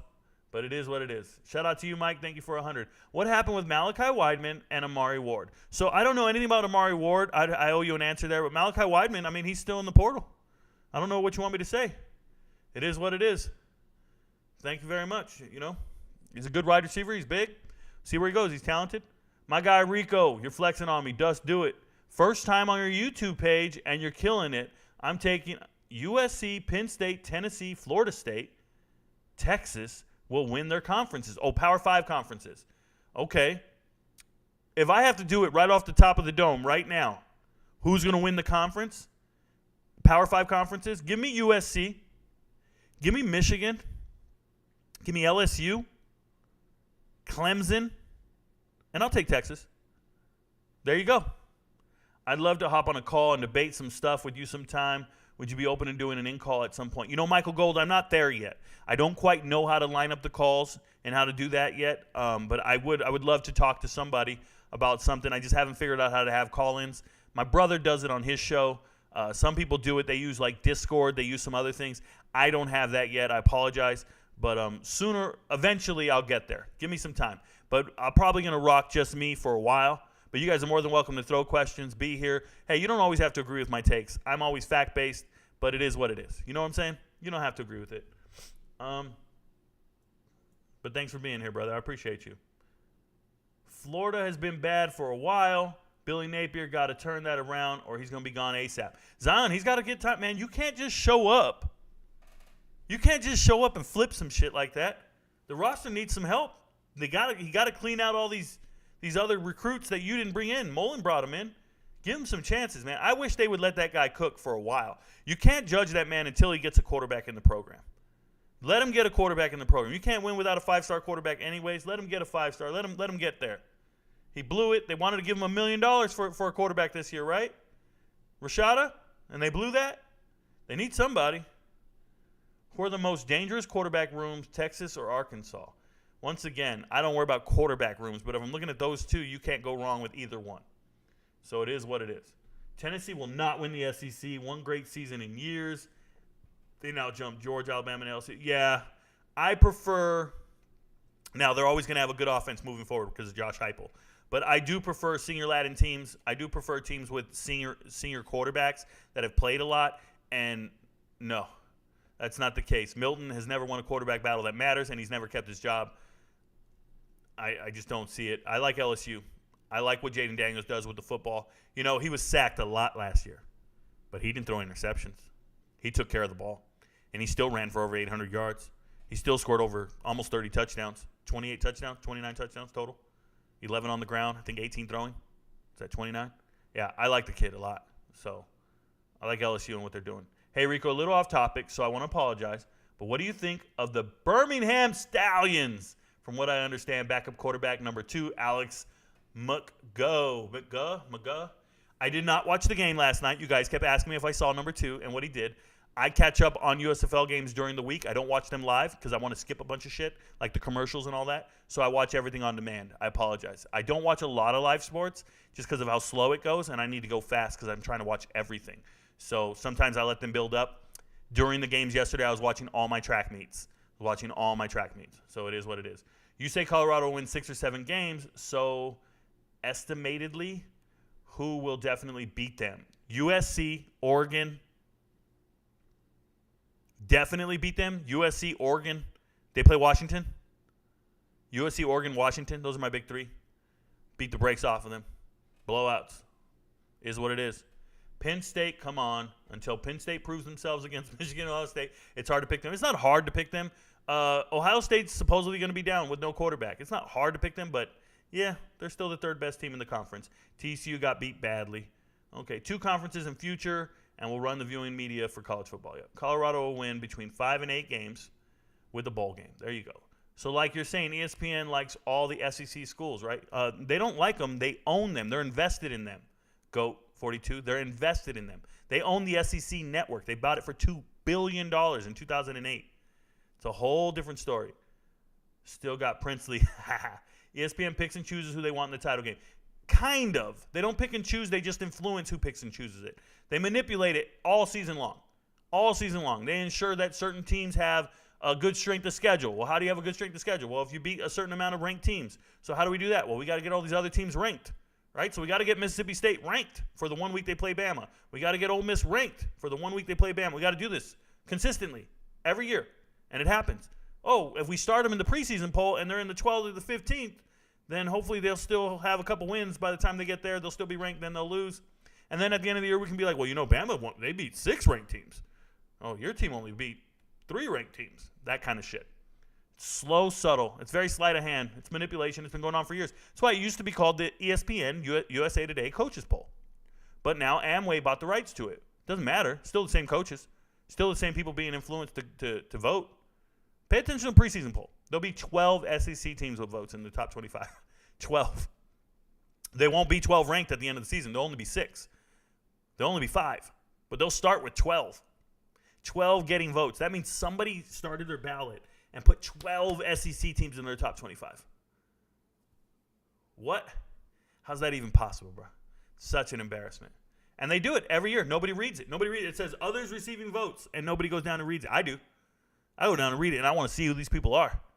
And the worst thing is the final poll. Because the final poll is what your rank is at the end of the season, and it goes in the annals forever. Forever. That's your final ranking at the end of the year. That goes on forever. That's going to be in the record books. You should pay attention to what Kirby Smart made FSU 18th in the polls. put LSU at 12, FSU at 18. Same record. FSU beat LSU head-to-head in the season. And he put them 18. Bananas, bro. The NCAA made college football what it is today. USC and UCLA to the Big Ten is all about money. Yeah, no problem there. TV contracts. Couldn't agree more. Big houses, sardine tin. Yep, impossible to sit in. My knees is at my chest. Exactly. Who's Kipley under? Zach Kitley with T's. Kitley. Jeff Brom is under Hal Mumtree. Yeah, Kitley's actually under himself, bro. He came from Houston Baptist. I don't know who he got under from there. Okay, Rico, you've sold me. Colorado at ASU. I'm coming. There you go. Hey, you spelled coming incorrectly there, Sean Camp.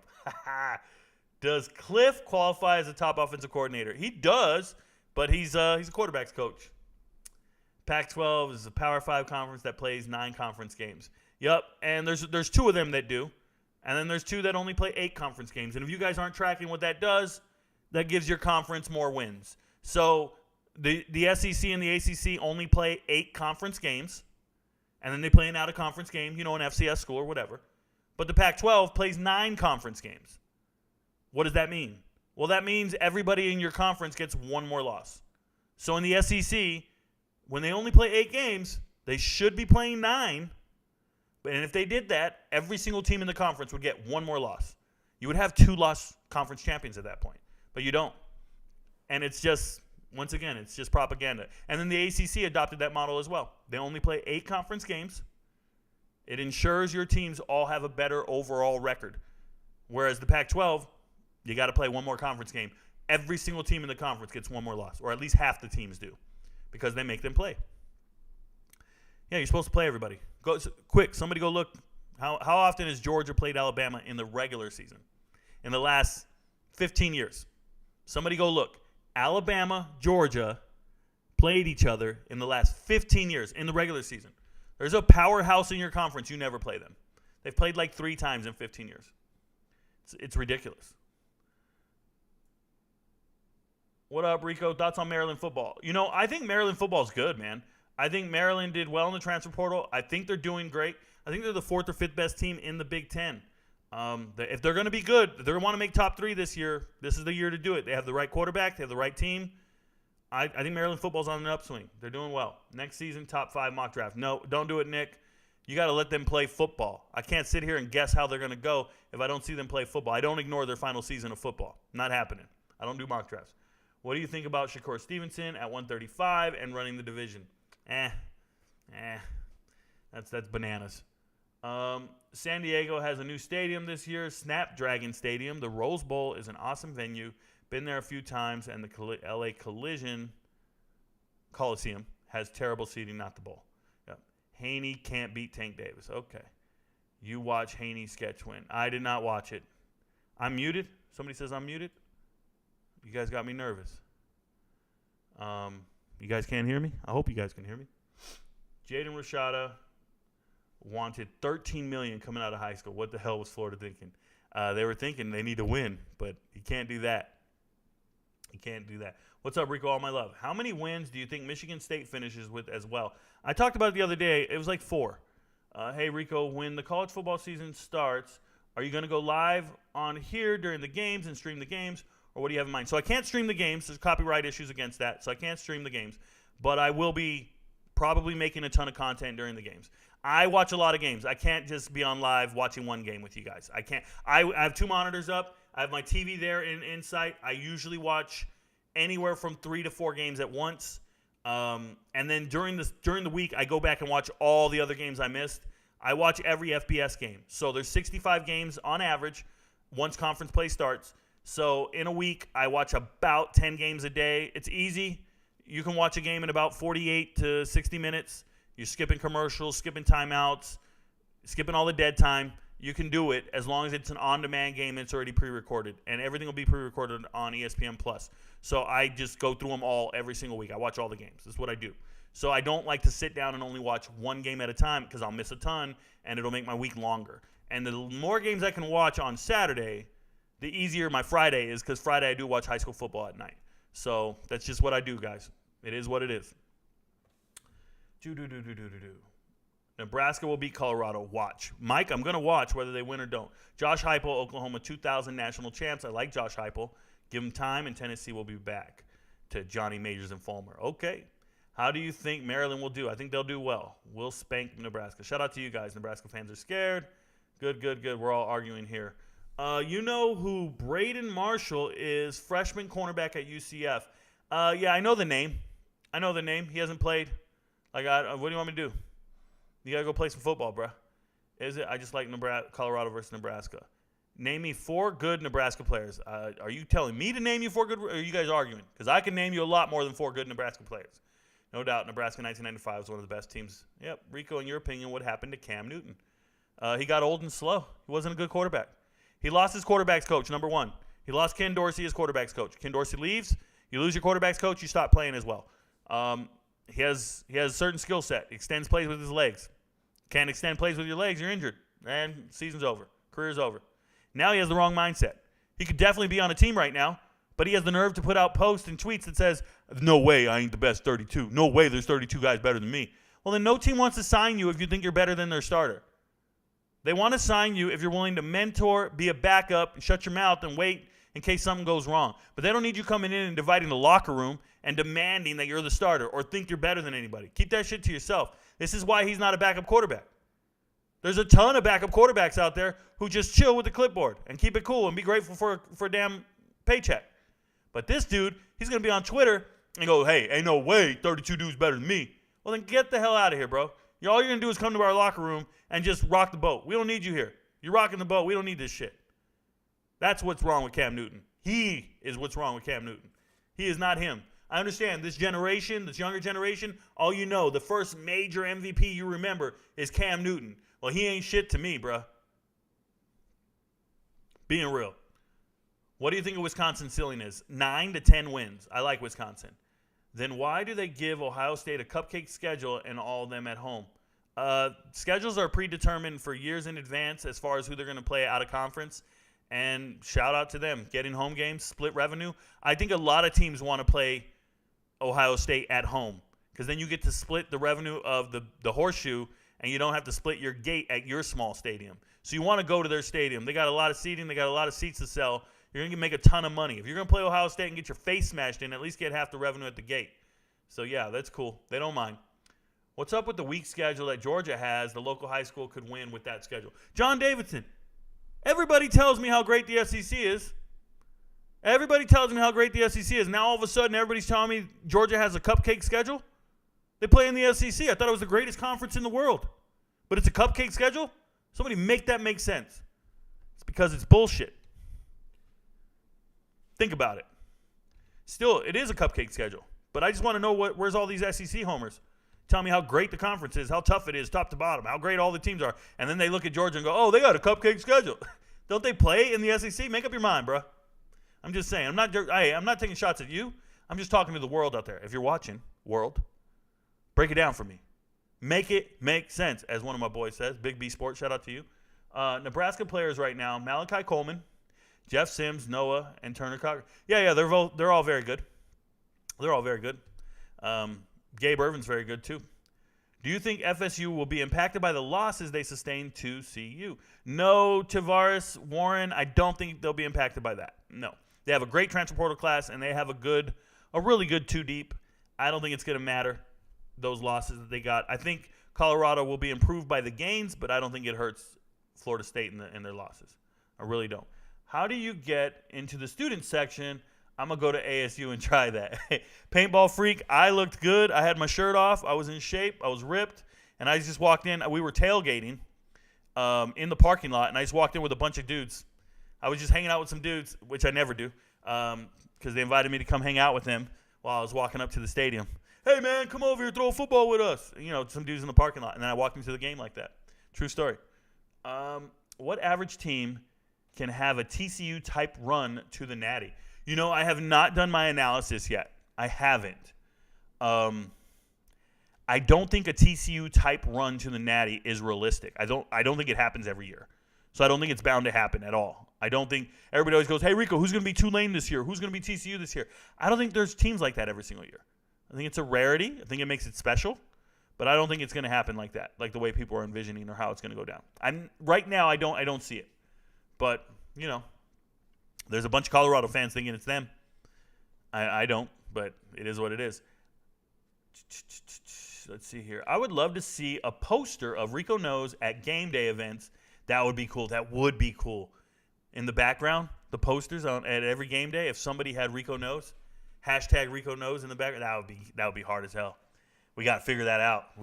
I need some student sections to believe in us. I cannot wait to see Billy Kemp can do as well. Billy Kemp the fourth from Virginia, transfer. Shout out to him. Good receiver. We'll see what he does. Get the likes up. Thank you, guys. We got 151 likes. We'll take it. Nebraska has 100 ranked defense. How are you going to beat CU with one of the fastest offenses in college? They got a huge transfer portal class. Give them some time. You think Eric Gilbert revitalizes his career at Nebraska? I really hope so. I like Eric Gilbert when he was in high school. I watched him play at Marietta. I've always believed in the young man. I think he's an exceptional player when he's on the field and he's on. They tell me he's got mental health concerns.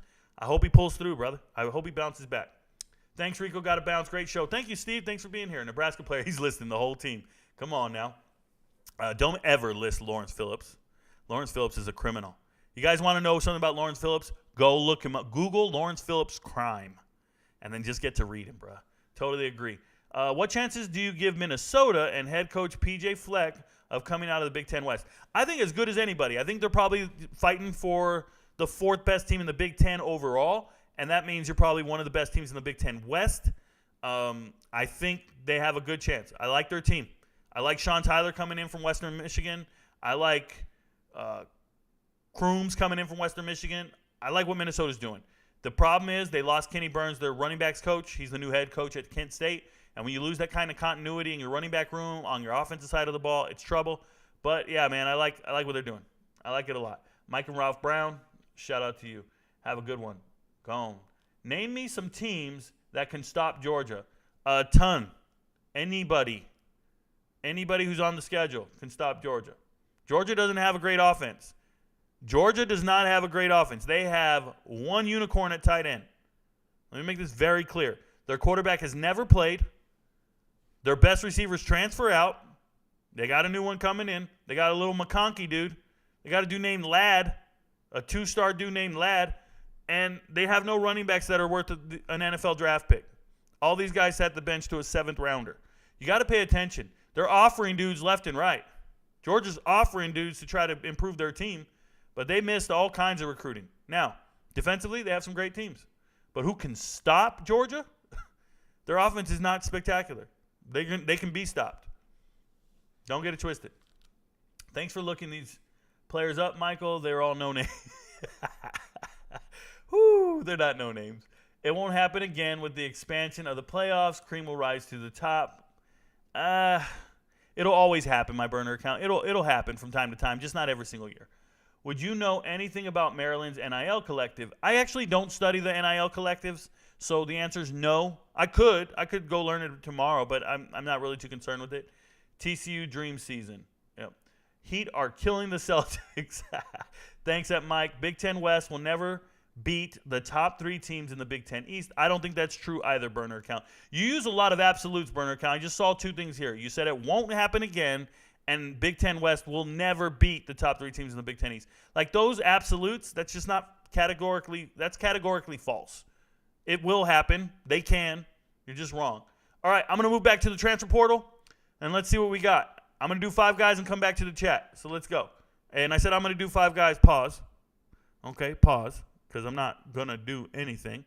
All right, so Ty Robinson, leaving Colorado, going to Ball State. What you guys need to know about Ty Robinson is he actually played basketball in high school. He had Division I offers in basketball. He's 6'4", 190. He played in 23 games at Colorado, but only started 2. 9 receptions, 95 yards, and a touchdown. Didn't play much. So when you're leaving Colorado as a wide receiver and you're 6'4", 190, but you can still play, where do you go? Well, he's a local Colorado kid. And where'd he go? He's going to Ball State. Hey, man, if somebody told you go to the worst team for a wide receiver, Ball State's it. They run the ball everywhere. Remember Carson Steele? 1,400-yard rusher last year, just transferred to UCLA. Looks like a damn Viking. Yeah, they just got Marquez Cooper, the running back from Kent State. little Barry Sanders dude, 5'7". And they just got Marquez Cooper. They're going to run the ball all day next year. Yet, they got a receiver. And Ty Robinson just didn't want to go down to the FCS. So that's where he goes. That's what he does. Chris Akporohogi Henny. Look, I'm going to call him Chris Ack. Chris Ack here, I got to tell you guys about this guy. So he moved over to America in 2014, 2015 from Nigeria. And as soon as he gets here, he's in Tennessee and he's playing ball. They all realize this guy can play football. He's 6'3", 310 pounds. So he transfers to IMG for his final year. And this is what I'm going to tell you guys. Some of these IMG kids, they get mislabeled. They get told that they're good and they're not. And Chris is a big man, 6'3", 310. But when he went from IMG and he started getting all these offers, he went right back to Tennessee. So he signed with the Vols out of high school, goes to Tennessee. He's there for 3 years, never plays. Just doesn't play. Just on field goals. He's just on field goals, special teams here and there. Transfers to Tulsa, gets to Tulsa. Now I'm like, I saw him in the transfer portal last year, and I'm like, okay, I know this kid. He's going to Tulsa. He's going to start at Tulsa. 10 games, all special teams at Tulsa. So you can't play at Tennessee. You can't play at Tulsa. Tulsa had a really good offensive line. Shout out to Dylan Wade. Shout out to Muskrat. Both just transferred to Auburn. So Tulsa has a great offensive line. He couldn't start at Tulsa. So now you're going to Bowling Green. Let me tell you, Bowling Green is one of the worst teams next year. They've been gutted by the transfer portal. They have a terrible transfer portal class. They're just not going to be good next year. One of the worst teams in the FBS. He's staying FBS. I thought he would go FCS. I'm telling you. Going from Tulsa to Bowling Green, I wish him well. Congrats to Bowling Green. They got themselves a guy, 6'3", 310. But this is one of those kids from IMG that could not play football. Big, goes to Tennessee, goes to Tulsa, can't play football. Okay, so that's 2. We're on the 3rd one. Evan Branch Haynes can actually play football. Evan Branch Haynes, going from Arizona to Bowling Green, I don't understand this move. He played at Arizona last year. He played okay. He played in 2 games. He's still redshirted, but he played in 2 games. He didn't get a ton of playing time, but come on. So then he gets into the transfer portal, and he starts seeing his offers. Nevada. And I thought he would go to Nevada because Nevada has a great new head coach in Wilson, linebackers coach from Oregon. I thought he would go to Nevada. Nope, doesn't go. He got, obviously, a Bowling Green offer. He got a ODU offer. Old Dominion. They need defensive linemen. They just lost a ton of defensive linemen to everybody. But then he got Illinois State and other FCS schools. So he's an FCS caliber player, fringe FBS. Going to Bowling Green, you're going to get a ton of playing time at Bowling Green. They need people. So Evans Branch Haynes, go do your thing. 6'2", 300 pounds. More power to him. Jaleel Tucker. I told you guys this one. I told you this. I called it. I told you when I watched the tape on Jaleel Tucker, he didn't play at Oregon last year. He was redshirting. 4-star kid coming out of high school from California, from Lincoln, San Diego. I said, man, I watched the tape. Nothing about this kid says he's a DB. Nothing. He just runs deep routes. He runs fades, posts. I just see a wide receiver. Who made this kid a DB? I told you guys this. I said, this is not a Power 5 guy. Nope, not a Power 5 guy. I stuck with it. Not a Power 5 guy. And what do you know? Transferring to San Diego State. Shout out to San Diego State. You got yourself a fast DB of some sort. He's fast. He runs the 10-600 meters. He looks fast on tape, but my goodness. Not a real football player. Obviously not Power 5 anymore. And we got one more. Let's go see one more. Montana Lominus Craig. All right. We already talked about it. MLC going from Colorado to Arizona. It's a great opportunity. He'll be in the starting lineup. He's going to be their starting Z wide receiver. They got X's T-Mac. They got in the slot, they got Jacob Cowing, the UTEP transfer. Jacob Cowing had 1,000 yards receiving last year. Dorian Singer played on the Z slot last year, or the Z spot last year. He just transferred to USC, so there's a spot here open. Montana Lominus Craig, he had over 400. I think he had 350. 350? I don't remember. 350 or 400 yards receiving last year. Good receiver. You know the deal. He's a good player. Glad he stayed in the Power 5. He deserved it. All right. Back to your chat. Let's see what's up. Should be short. Big Ten West. Boom, boom, boom. Celtics fired a real coach for Doc River. Okay, fair enough. You like Stevens, huh? Ball State have a chance of beating Georgia this fall. No. Ivo smoking my weed guy. Like your video today, Rico. Thank you, Cindy. I don't know what video you're talking about. I made a bunch of them. I'm looking forward to see what Kenny Dillingham will do at Arizona State. Aren't we all, Cameron Hayes? Aren't we all? You know, I have an Arizona State insider on my TikTok. I have a guy on the coaching staff. at every practice, obviously, and he talks to me for Arizona State, and he tells me, hey, Rico, don't sell us short, bro. We're cooking. We really like what we're doing here. We like the team. We like what we see. We like what we have. And I thought, man, that's crazy. And I know all the coaches talk very positive about their teams and stuff, but for him to say that to me, I really am encouraged by that. Shout out to him. Kenny Dillingham is an offensive, savant. This is a kid who used to play high school football, couldn't play anymore, started coaching at Chandler, started coaching in Arizona. Is it Chandler? One of the Arizona high schools, perennial power. And then he went from there to, literally Florida State, Auburn offensive coordinator.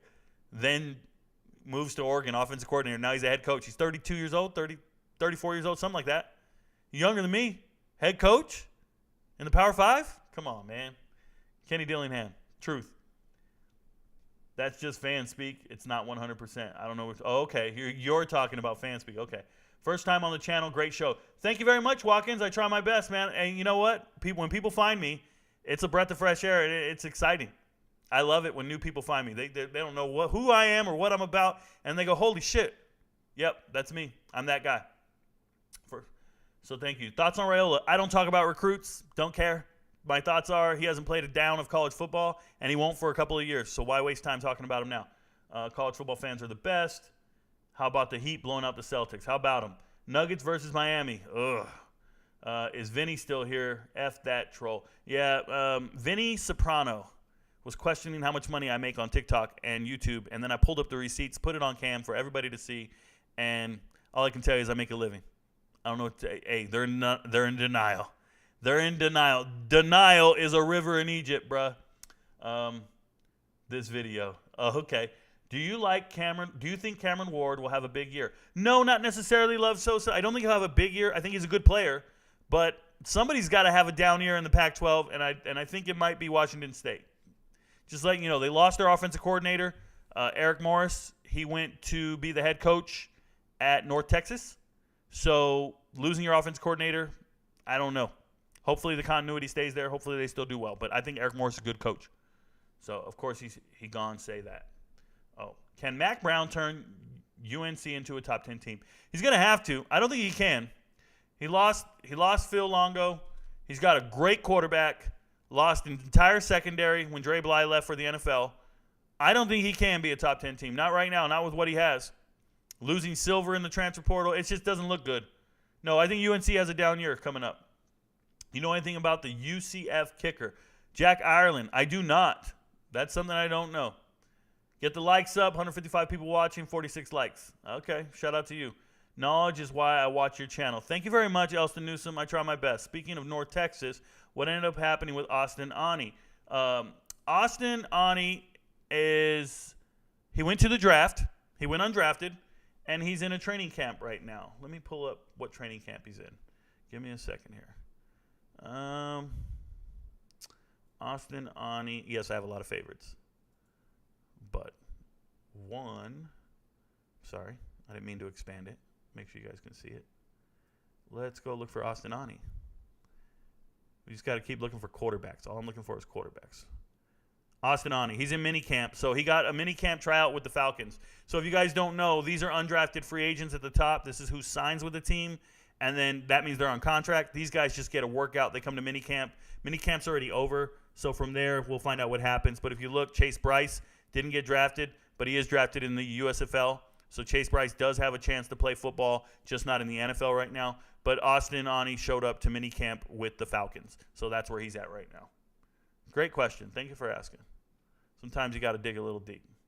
One of the realest podcasts on YouTube, keeping it real, telling it like it is. I enjoy it. Thank you very much, John. I appreciate you, man. It is what it is. People got to learn. Nice guy from the gym, Kyle Van Treese, just got a minicamp tryout. Nice. You know anything about Rocco Underwood? I don't know the name off the top of my head. It doesn't look familiar. UNC lost a defense that was the worst in the league. They have great players now due to transfer and recruiting. Smokey at 14. Yeah, man, I'm big on Elijah Huzzy. We'll see what happens. You think Malik Cunningham will make it on the Pats roster? I haven't assessed it. I don't want to make a knee-jerk reaction there. I haven't looked at it, so it is what it is. What do you think about Nathan Carter going to MSU early in the winter? 1 second. I can't pull it up right now. I owe you an answer. That doesn't look familiar. If he transferred to Michigan State, I wasn't impressed with the move. I don't want to pull it up right now. I just don't want to mess up all my windows and stuff, and we're going to keep going. So, back to the transfer portal. We're going to do 5 more, and I'll come back to the chat. So, Sir Mel's. Hey, if you say it too fast, he smells. Sir Mel's smells. Okay, I'm being ridiculous. So, Sir Mel's, 6'3", 315 pounds, leaves Oregon, goes to Utah State. Utah State's been doing okay in the transfer portal lately. Really has. So, Sir Mel's redshirted last year. He played 4 snaps. I went and watched all 4 snaps. He had 1 pass batted down at the line of scrimmage. Boom. He's like, I'm going to bat it down. So shout out to him. But this is a kid from Liberty High School. Liberty High School is a perennial power in Nevada. So he's from this area, Nevada, Utah. He didn't want to go too far. He's coming back closer to home. So shout out to him. 4-star guy. On National Letter of Intent Day. Smells and Anthony Jones both flipped to Oregon. I remember this. This was last year. National Letter of Intent Day. They flipped to Oregon. Anthony Jones and Sir Mel's signed on the dotted line to Oregon. Dan Lanning just flipped 2 guys on the final day. I think they flipped from Washington, by the way. And all these fans start talking about, oh, my God, we just got 2 more. We did it. We got the best recruiting class, all this stuff. Just like you guys do right now in my chat. Ask me about recruits. Both of these guys, Anthony Jones and Sir Mel's, hit the portal after 1 year. So, this is why I don't talk about recruits. Who cares? You signed a guy. Cool. He's not on the team. He's not in the 2 deep. And Sir Mel's goes to Utah State. And Anthony Jones is at Indiana. He hit the transfer portal, went to Indiana. Both guys flip on the same day, and now they're both gone. So, it is what it is.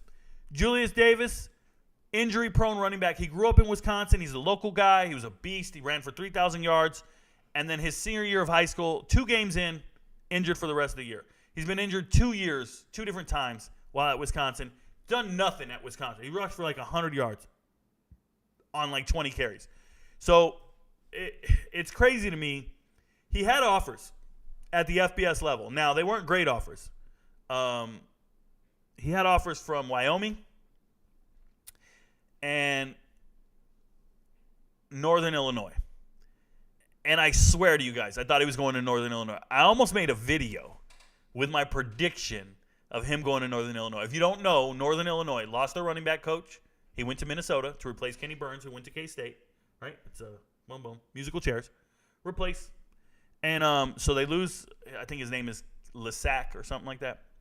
And I'm like, oh, he's going to go to Northern Illinois because Northern Illinois lost 6 running backs to the transfer portal. 6. They need a running back. They need running backs. 6 of them left. You want to talk about some toxic-ass stuff. I don't know why. All the players wrote to me on TikTok and said, no, that's not why we left. We didn't leave because our coach left.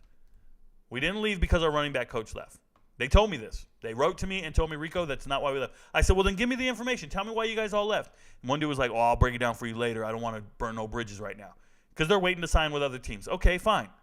You don't want to start no drama. But nobody's ever gotten back to me to tell me why all the running backs left Northern Illinois. So Northern Illinois has 6 running backs leave the team.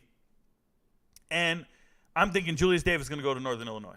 Going to go to Wyoming. Wyoming's putting running backs in the NFL. What are we doing? Then he starts getting offers from North Dakota. And I'm not talking about North Dakota State. I'm talking about North Dakota, the green team. The green team. So he gets an offer from North Dakota. I go, whoa, is he going to really pass up some FBS schools for FCS schools? And he sure as hell did. And he's going to Montana State. So now Montana State had a running back last year, Isaiah Mfonse. He actually got hurt. Came back for the playoffs. But Isaiah Mfonse is the school's all-time leading rusher. He transfers and leaves this offseason. And he goes to San Jose State. Then transfers from there. He goes to Cal. So he's at Cal now. And they need a running back at Montana State. So they got one, Julius Davis. 5'11", 210 pounds, 220 pounds. Just a little bowling ball. Tough, strong. Like I said, a local legend in Wisconsin. But he's never done anything because he's always been injured. I hope he gets healthy, and I hope he does well. That's 2. Jordan Hudson. I told you guys, I already talked about it. Jordan Hudson leaving Garland, going to SMU, coming out of high school, committed to SMU, flipped with Sonny, went to TCU. Now he's flipping back, going back to his original school where he wanted to go. So welcome to it. Probably got bags.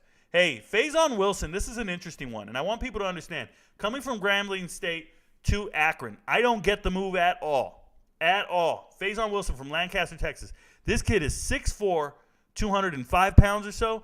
But I'm telling you, his offers were Texas out of high school. Texas, Colorado, I think Alabama, Arkansas, Auburn. He had all of them. And in 2020, the COVID season, he was committed to Texas. He decommits. 2021, he gets offers to Vandy and Marshall.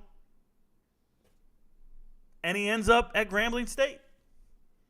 I don't know what that's about. Grambling State. So he's at Grambling State last year, 1 year. He has 10 receptions, 93 yards, and a touchdown. Didn't dominate the world. Looked okay. But this is a dude, just a year ago, he had offers from everybody. And now you finally jump in the portal, and you think you're going to get that play. You think you're going to get all that interest. And the only offers he got were Bowling Green, East Carolina, and Akron. And he chose Akron. Akron's not known for throwing the ball. The quarterbacks they have don't throw the ball. DJ Irons, a dual-threat quarterback, he just runs a lot. JUCO guy, and they have another transfer from Albany who can actually throw. I hope he's the starter, by the way. I forget his name right now. It's like an Italian name. But Faison Wilson, going from FCS to the FBS, I think he's going to hit the portal next year. But my goodness, bro. You had offers out of this world, and you're just taking the longest route I've ever seen to get to the NFL. To Bochi Akoli, look, dude, this guy looks like an NFL draft pick waiting to happen. First and foremost, he's from Nigeria. And this is the Will McDonald effect. Will McDonald goes, 15th in the draft? Was it 15? 16? What did Will McDonald go? 15, right? To the Jets? Will McDonald IV gets drafted from Iowa State in the first round. And all these kids see this and go, I want to go there. I want to go get developed like that. I want to be able to play there. Dude, okay, go. This is one of the highest 3-star kids in the portal. He's great. He's good. He looks the part. 6'5", 275. He has the right body you want to mold. He's from Missouri. Kansas, right? Kansas City, Missouri. So he's from Kansas City, Missouri. Go back home. Go closer to home. But I think it's just kids just seeing what happened in the draft and saying, I want to be a part of that. So more power to him. Ain't mad at him. Do you, boo-boo. Jim Toe here. I don't know where Jim Toe's from. I can't say the names or whatever. He's a Maryland kid. 3 years of eligibility left. He was the first backup off the bench at Temple. Come off the bench, he's going to play. And Kent State needs linemen. They're going to run the rock a lot. So go over there, do what you do. Now, at Temple, they threw the ball everywhere. At Temple. So for him, 1 year of redshirting, he can play football, but he's known for pass blocking, right? He was protecting E.J. Warner. But I remember coming out of high school, his offers were few and far between. You hit the transfer portal, you make a lateral transfer?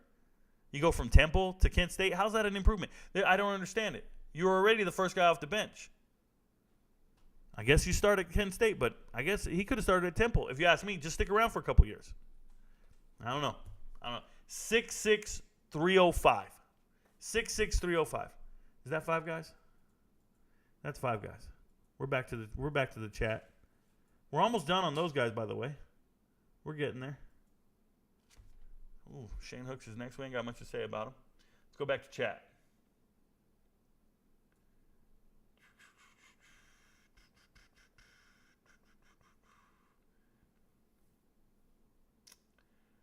What do you think about Nathan Carter going to MSU earlier in the winter? Okay. Gunnar Smith to UCF rumors. First and foremost, Jack Ireland, I don't talk rumors. Gunnar Smith, the all-time leading passer in Seminole County history, 6'5", 210 pounds. Went to South Florida, redshirted. Good prospect. Wants to go to UCF, that's cool. There's a bunch of quarterbacks there. There's a bunch of players everywhere. So, more power to him. I don't really know why folks didn't think Coach Prime was not going to make an overhaul in his first 2 years. I'm just saying. Who don't want to play for this man? I'm just saying.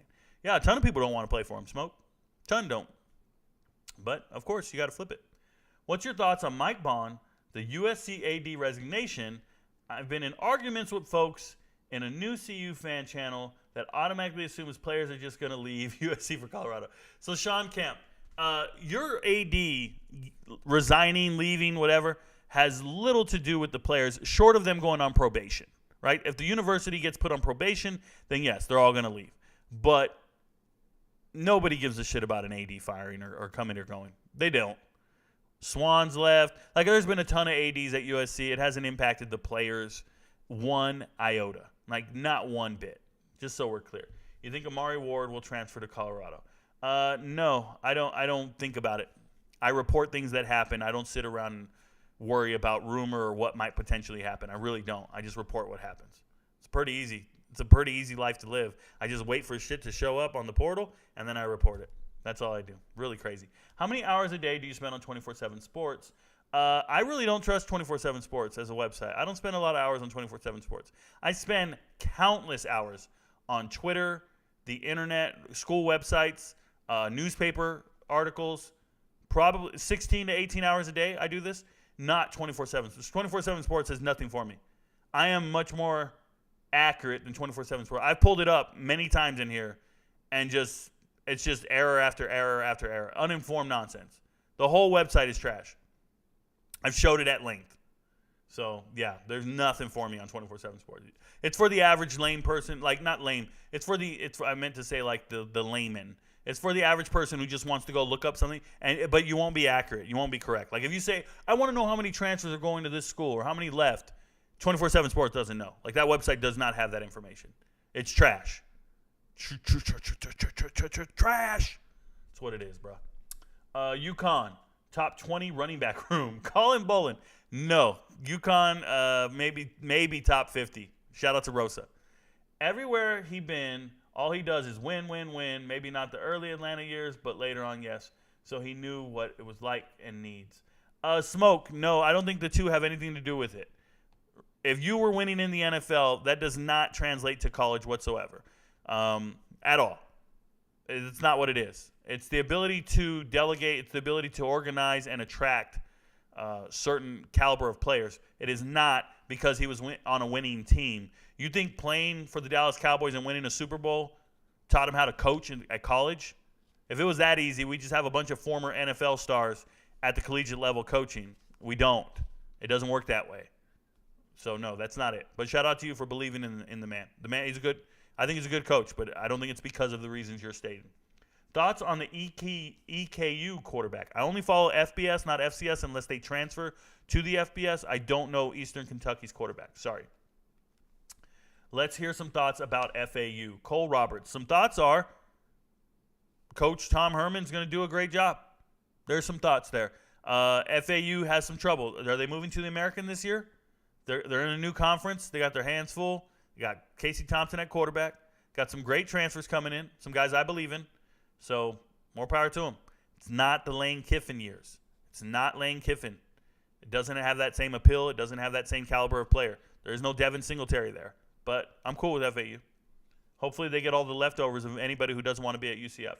When players sit in the portal and don't find a new school, what do? Just wait at home for the next semester. So, Logan, they have to – so when you enter the transfer portal, you're still at school in your semester. You're finishing out your academic semester. So these kids who got in the portal, they don't leave school. They got to finish out school. They're still in the school at their semester. The following semester, you need to find a school. This is where they go the JUCO route if they don't get signed, or they go down in a level of competition and they try to get signed. The problem is if you're in the spring portal, the teams don't have extra scholarships lying around because they signed full recruiting classes, right? Every team is signing 25 guys in the recruiting class. They're not leaving scholarships lying around. So you got to wait for a guy to leave a school so you can go into that school. It's a one-for-one swap. But in the winter, if you enter the transfer portal, you could conceivably transfer to a new school before the National Letter of Intent Day, before they sign. Remember, the portal opened December 5th. Nobody's signing with teams out of high school till the 20th. So you had 15 days there where you could get moving and go where you want to go. But the minute National Letter of Intent Day went, that was 25 scholarships at least, right? That was 25 scholarships gone. And now your seat's gone. Now you can't even withdraw from the portal and go back to your old school. At that point, you lost your seat. And now you need to find a new school. So, but yeah, there's guys in the portal that aren't FBS caliber players. They don't belong in the FBS. There's recruiting misses everywhere. And they need to be realistic about where they need to go. So, yeah, there's guys who have grade issues. There's guys who have character issues, injury issues. They're not going to get a scholarship. It's the reality of life.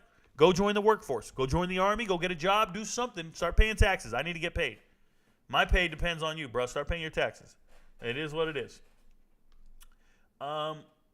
Did the defensive coordinator for Illinois stay with the program? No, Love Sosa. He's the new head coach at Purdue. His name is Ryan Walters. He was the defensive coordinator of the year. He left Illinois. He's the head coach at Purdue, and that's why Purdue is getting so many good defensive transfers, because he knows what to do, and he's got a hell of a sales pitch. Rico, did I hear you right that USC will blow out CU running a Sean Lewis offense with these handpicked players at home? Yeah, you spelled Sean Lewis incorrectly first, Ray. Sean is S-E-A-N. That's number one. Number two, you heard me correct. USC is worlds better than Colorado right now. You can just see it in the caliber of transfers that are departing the program. Like, USC just lost 3 wide receivers better than any wide receiver at Colorado. USC just lost Gary Bryant Jr., went to Oregon. They lost Kyle Ford, went to UCLA. And they lost C.J. Williams, went to Wisconsin. 3 amazing wide receivers, better than anybody on Colorado's roster, and they're gone. They can't play at USC. That's how deep USC is. USC has a Heisman Trophy winning quarterback, the best prospect to come back into college. Like, it's not even comparable. It's apples and oranges. You want a good team. You want Sean Lewis to do well. You want Colorado to do well. I'm with you. I'm not unrealistic, and I'm not in denial about how great USC is. This is a playoff caliber team compared to a team that is bouncing back from a 1-11 season and trying to reinvent themselves and create their own identity. 2 huge differences. I think the standards for success are very different. We're looking at a team that's going to look at their season as a failure if they don't make the playoffs versus a team that will see their season as a success if they do make a bowl game. Huge difference there. And it's about a 40-point difference. About a 40-point difference. TCU reminds of LSU after they won the Natty. TCU will win 5 games this year. TCU is going to be down this year, guys. They lost 8 draft picks. You don't lose 8 draft picks. They didn't reload the way you envisioned. TCU is not great. They're going to win 5 games max. What do you think about UConn potentially going to the Big 12? I don't think about it, Colin. Rico became my top live to watch. Videos for sports content. Learned so much from this guy. Thank you, Logan. I appreciate you, man. I try my best. That's my point, Rico. This is their 4th AD in 12 years. Tough trying to explain to novice fans. Yeah, it doesn't matter. They can go through as many ADs as they want. That ain't got shit to do with football. Football is one sport under that athletic director. They have so many other sports. And guess what? They're winning national titles in ridiculous shit like volleyball and track. It's not impacting those athletes. So, no. Who's Notre Dame's quarterback this year? Sam Hartman, transfer from Wake Forest. Notre Dame, Jesse, Sam Hartman. There you go. Everybody knows. Prime is able to unify members towards the same direction by providing focus and guidance. There you go. That's it. That's what all coaches got to do. Do you like how the portal is now, or would you fix anything to improve it? Yeah, Chris McCray, the only thing they're going to change going into next year, and I think it's a good fix, is underclassmen will not be granted immediate eligibility if it's their second transfer. So you can only transfer once. After that, you're stuck at that school where you're at. You can transfer again, but you're going to have to sit out a year. So it's going to stop the double transfers. It's going to stop everybody moving from one school and then change their mind and go to another. They're not going to get immediate eligibility on that second waiver, and that's the fix moving in. Why do you think kids that were originally at CU didn't want to play for Prime? I'm sure maybe a few were decent enough to stay. What are your honest thoughts? I like the way you answer questions. Paintball Freak, so very few players left on their own accord. If they entered the transfer portal before the spring game, they left because they wanted to leave. So that's Nico Reed. That's, a few players that entered the portal before the spring game. Any player after the spring game, they were not renewed. Meaning Coach Prime did not renew their scholarship. They were forced into the portal at that point. They didn't leave because they wanted to. Players' scholarships were not renewed, a.k.a. you were cut. That is Coach Prime pushing out a certain caliber of player and a certain mentality of player. And he has every right to do that. He has every that's his agenda. That's his prerogative. But it's not the players. This label that they got, they didn't want to compete. They don't want to be here. That's not what happened. Very few people went into the portal on their own accord. Very few. I'm saying at least like 10 out of the 50. So it's what it is. Get rid of what you need to get rid of. Clear them out. Right? Have you guys ever? I don't know. I used an analogy. You took over an apartment complex. You want to find tenants to rent out the apartments. You only got 85 apartments. You want them to keep them clean. You want them to change it. It's under new management. You show up and you evict everybody. I don't care who you are. I didn't put you in this seat. Get the hell out of here. We're going to find new people to live here. But if you're a good model citizen, we don't care. I used to pay all the time. We don't care. You all got to go. It's just the way it worked. I don't know if that analogy works, but that's how I view it. We will see if USC will perform this year or fall flat like always. Chrissy, they didn't fall flat, bro. They didn't fall flat. They were in their conference championship. That's not falling flat. You guys don't know. Falling flat is what Texas A&M did, winning 3 games and struggling with UMass. That's falling flat. How do you think San Jose State will do this year? They intrigue me. Connor, they're looking really good. So I think San Jose State has the top returning quarterback in the Mountain West. Chris Chevron, something. I can't even say his name right. The transfer from Hawaii. I think he's a good quarterback. Second team All-Mountain West last year. So San Jose State has a good team. They got good transfers. Jay Butterfield just transferred in. Another quarterback from Oregon. I like San Jose State. I think they're cool. But I don't know how well they're going to do. I haven't looked at their schedule. No way USC was ranked 105 in total defense. Yeah, you misunderstand what that means, Elston Newsom. Their offense is so good. They score so fast. They're the number 1 offense in the country that their defense is always on the field. That's all that is. That's how you rank 105 in total defense. You score really fast and put your defense back on the field. So the other team gets to just keep scoring or keep getting extra yards. It doesn't matter. They're going to lose, but they get a ton of extra yards. You're not running the ball. You're not turning out the clock. You're just throwing the rock, and you're putting out insane yards and scores. You're averaging 500-something yards a game. You don't care if you give up 300. You're just doing this. It's not what you think it is. At the same time, the way you think Colorado's defense has improved and Colorado's offense has improved, USC has gotten the most premier transfers on both sides of the ball. They got an all-conference linebacker. They didn't get a linebacker from Clemson that didn't see the field. They didn't get a linebacker from Florida State that lost his starting position. No, they got an all-conference linebacker in Mason Cobb who led Oklahoma State in tackles. Like, they got studs. They got a corner from Arizona who started 40 games for them, 30 games for them. Like, it's not a game. They got the 11th leading receiver in the country, not a feel-good receiver, not a guy who looks really fast like Jimmy Ward. Like it's not what you guys think. It's not, how do I explain this to you guys? It's not potential. They didn't get potential. Colorado's getting guys who are potentially good, and we're hoping in the right system can go out and play well. USC went out and got known commodities, absolute animals that can play football, and they're going to be on the field. It's a huge difference. I already told you, study the departures from UFC. The departures from UFC, the guys who are leaving the school, could start at Colorado. That's how good they are. But they're going to other programs. Like the departures are so good, they could start at Colorado. That's how good USC is. There's levels to this shit. Stop it. Levels to this. And yes, USC's defense, it gets tired by the second half because their offense scores too fast. And that's why they got extra running backs. That's why they went out and got an extra running back in the transfer portal. They said, we need to run this rock a little more. We need to move the chains a little bit. Stop scoring so fast. Just slow it down a little bit. Because when they score that fast, the defense gets tired, and they didn't have the depth for it last year. They have the depth this year. I see USC being a very big problem for a lot of teams next year. And it's not like I need to be talking about how they stack up with Colorado. No. I'm talking about how they stack up with everybody else. The big dogs. And just the way I see it, man. Do you think Phil Jerkovic will play well at Pitt? Not necessarily. I don't think he played well at Boston College. It was a terrible offense. But I don't think he plays well at Pitt either. I think Pitt lost a lot of weapons. You lose your safety blanket in Abani Konda at running back.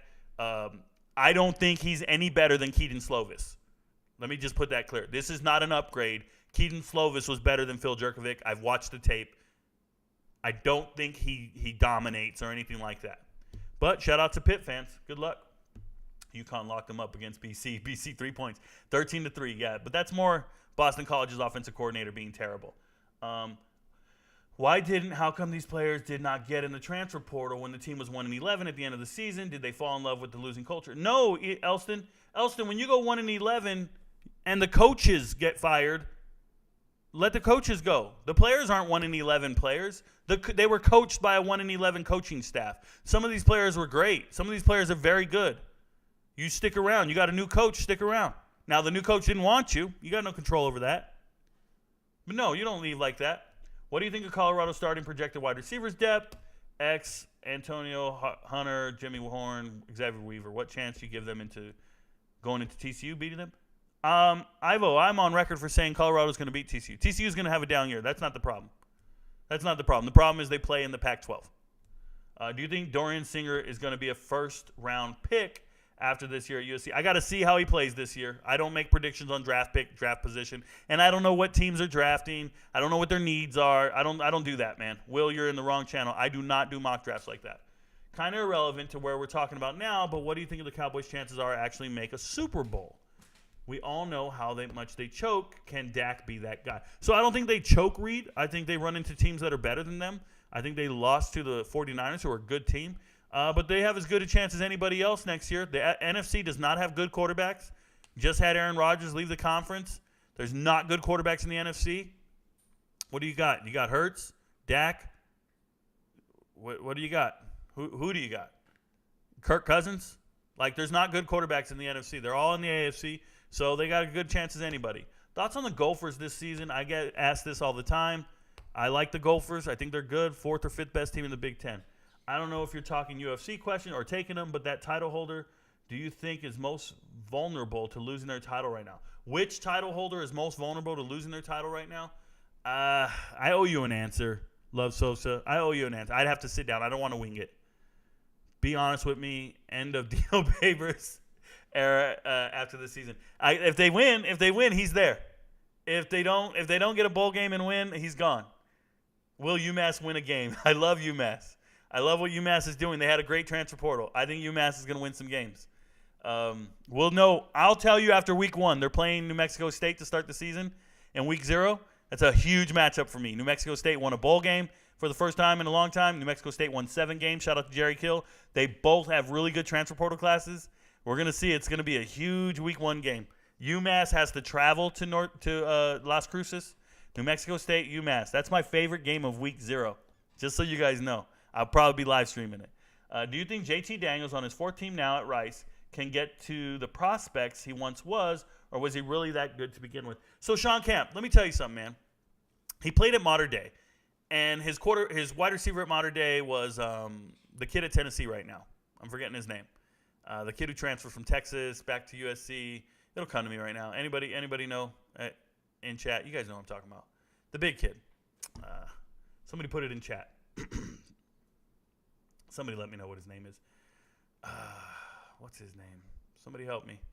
Wide receiver, Tennessee, just had 50 receptions this year. Transfer. Brew McCoy. My bad. Okay, so yeah, Brew McCoy. So JT Daniels is a Brew McCoy guy, and that's a great combination in high school. Nobody can stop it. But here's the thing. First time I ever saw him play, I said, I don't like his release. That guy doesn't look good. He don't look good. And at the same time I saw him play, I had just watched Trevor Lawrence. And I remember telling my brother, my twin brother, I'm like, dude, he's no Trevor Lawrence. I'm in Georgia. I'm living in Georgia.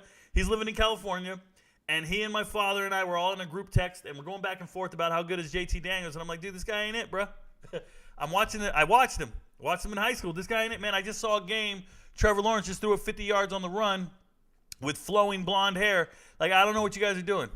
I can't do this. And I've always felt that way. I never felt JT Daniels was it. I do not think he's him. I hope he plays well at Rice, but I don't see a professional career for him at all. Shout out to him. 100%. That's how USC lost last year in the 4th versus Tulane. Defense was burned out. Their defense is much improved this year, though. Yeah, it was a miracle in the last 14. Jimmy Horn averaged 15 yards a catch. Great. SC also went out and got a lot of players on defense. They have a lot of depth now. Exactly. Marvin Harrison Jr. is amazing. I thought so, too. Thoughts on the Gophers? Please don't ask twice. I'm with you. Exactly. Macho Camacho, Felix Trinidad. We're way behind here. But what you said about USC this year, do you think Alex Grinch is on the hot seat if the defense underperforms again? I don't know the relationship between Alex Grinch and Lincoln Riley. I can't go there. I don't like to make assumptions like that. I don't know. Only bandwagon Buff fans believe the Pac-12 is weak for some reason. I don't know. They're bananas, Dupree. Their mindset was tainted. Fair. You could see it in the well-off video. Some of the Colorado players didn't have that fire to push at practice. So X-Man, Zalima man, it's not that their mindset was tainted. Carl Durrell and Mel Tucker recruited a certain caliber of player that doesn't appeal to Coach Prime. And what it is Coach Prime wants alpha males. Coach Prime wants people who are competitive, in your face, yelling, screaming, saying, what's up, right? And when you recruit these quiet, diminutive guys who aren't meat eaters, metal sharpens metal. You know, in the Army, I have these soldiers that work for me, and they're not built for this shit. They're just soft, and they're like, okay. And that's not the kid I want on the gun. That's not the kid I want kicking in the door. I need ass kickers. I need people out there ready to take your lunch money. And Coach Prime recognized it right away. The caliber of player, you might be recruiting some pretty good athletes. Like over here, on this screen over here. For example, you're recruiting Ty Robinson, right? You might be getting a guy like Ty Robinson right here. Ty Robinson, nice local kid, good athlete, can run and move and stuff. But is Ty Robinson going to get in your face and talk shit at practice? This is what they're valuing. A competitive drive in nature, because what makes your team good, what makes your team great is practice. Your practices have to be harder than the game. You got to be going at each other day and night at practice. Trust me, I'm an MMA coach and fighter. When I'm training and sparring with certain guys, the quiet, silent ones who aren't built for this shit, you know it right away. I remember I was sparring with this guy, and he was a good fighter, but he wasn't ready to go in there and scrap. Why are you always so upset? Why are you always so angry? And I'm like, I can't hit somebody I'm not upset with. I got to have some aggression in me, bro. We got to be amped about this shit. So, see, going into your locker room and it being filled with a bunch of docile, there's dudes that are doing yoga to warm up before the game. And there's other guys slamming their head on some wall lockers. Let's figure it out. Who do we want out there? You want the Zen yoga dudes? Go for it, bro. Go for it. It works for George St. Pierre. It works for some people. It ain't working for me, bro. I need somebody ready to rip a head off. So when you're at practice and you're getting beat and you just shake it off and just go, okay, I got beat, my bad. Let me go line up again. And it don't piss you off and you ain't ready, it ain't from Coach Prime's wavelength. He grew up in a different era. I grew up with a twin brother. We're extremely competitive at everything we do. We're 40 years old. We're still competitive every single day. No matter what it is, bro. He texted me. He sent me a picture. He climbed a mountain with my dad. They ran up a mountain 1,000 feet and 10 and da-da-da-da-da. And all I didn't even write back like, good job. I didn't write back, I'm proud of you. Hard work. Cool. I just sent a picture of my run times.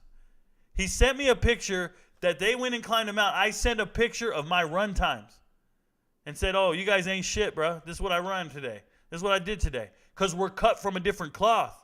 We're not just going to sit back and be like, oh, congratulations, awesome. No, you tell me you did some shit. I'm like, oh, okay, cool. What'd you do, 100 push-ups? All right, hold up. Turn on the camera. Let me just do 110 real quick. Here you go. You ain't shit. It's cut from a different cloth. It pushes people to be great. So it is what it is. Excuse me. I'll find my take here. Their mindset was saying, oh, this guy says, saying they choke is saying they're supposed to make it to the Super Bowl unrealistic. Yeah, only one team wins the Super Bowl. What do you think of Cooper DeJean and Iowa's defense? I don't think of Cooper DeJean and Iowa's defense. I think Iowa's defense is fine, but I don't think about it much. It is what it is. Jimbo gone if the Aggies underachieve, and what would you consider to be underachieving for them? So, number one, if they don't make a bowl game, I think he's gone. But Trent, if I got to be real, his buyout's huge, and I've already been saying this for months. I've been saying this for a while. I think the next Texas A&M coach is either Zach Kittley, Joey McGuire, both Texas Tech guys, or Cliff Kingsbury. Those are my big three. Now, if they want Petrino to move from offensive coordinator to head coach, then more power to him. But those are my big three. So I think it's coming to time if he doesn't win. Yeah, but they paid him a lot of money, so he had a lot of money invested in it. Has there been any FBS coaches you've had bad interactions with? Love Sosa. FBS coaches that I've had bad? No, not at this point. I've had a bad interaction with Coach Jason Brown, the Independence Last Chance U bum. That guy couldn't see me on the street today, dude. That dude is soft, bro. I've been in the world's strongest army for the last 20 years. He's just been yelling at teenage kids and thinks he's tough. I would shoulder check him in real life. That's real. I would shoulder check him. And he'd go back to Dominguez Compton, and tell me what street cred he has. I'd knock the damn cigar out of his mouth, bro. It's the only dude I had a bad interaction with to this point. And then just a bunch of pimple-faced kids. Ain't no big deal. Bunch of pimple-faced kids who identify as women. No big deal. Trevor at Cartersville was a problem. Yes, he was. Carlos Del Rio Wilson was too, but yeah, Trevor was. Brew is a solid wide receiver. I think his best position is outside linebacker edge. Do you think Javon Allison starts over the 2 4-star wide receivers, Amari Miller and Adam Hopkins? I just wasn't impressed with Javon's film. Yeah, I think Javon starts over them. Amari Miller and Adam Hopkins, they should be looking to redshirt. Save your eligibility. The wide receivers are senior. They're older. It's a transition year. Save your eligibility, redshirt. Redshirt with Caleb Mathis. Redshirt with Dylan. I say you redshirt all these stud kids. Keep them around for extra years. Do you think Notre Dame will join a conference in the next few years? If so, which conference? Well, no. The answer is no. How about that? It's the easiest question in the world. No. Clemson has had great quarterbacks from Deshaun to Trevor. That's 2 guys. Now they have inferior quarterbacks that are losing them games. I hope they get back on top. So, Chris E., you have it all wrong. They have a great quarterback. Cade Klubnik is a very good quarterback. He actually beat out an inferior quarterback. They missed on 1 5-star quarterback. And when you miss on a 5-star quarterback, you're going to be down for a couple years. Because when you recruit a 5-star quarterback, you don't recruit another one the very next year. You wait at least 2 years, 1 year to 2 years, before you get another 5-star quarterback. So your school gets 1 5-star. You don't attract another one. So when you get one, you develop him for 1 year in redshirt, and then you start him.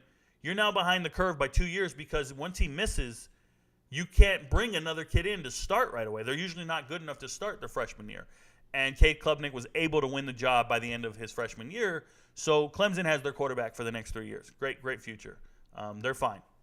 And they have a great recruiting class. They have some really good players on that team. Sadly, they will have to someday Big Ten. Yeah.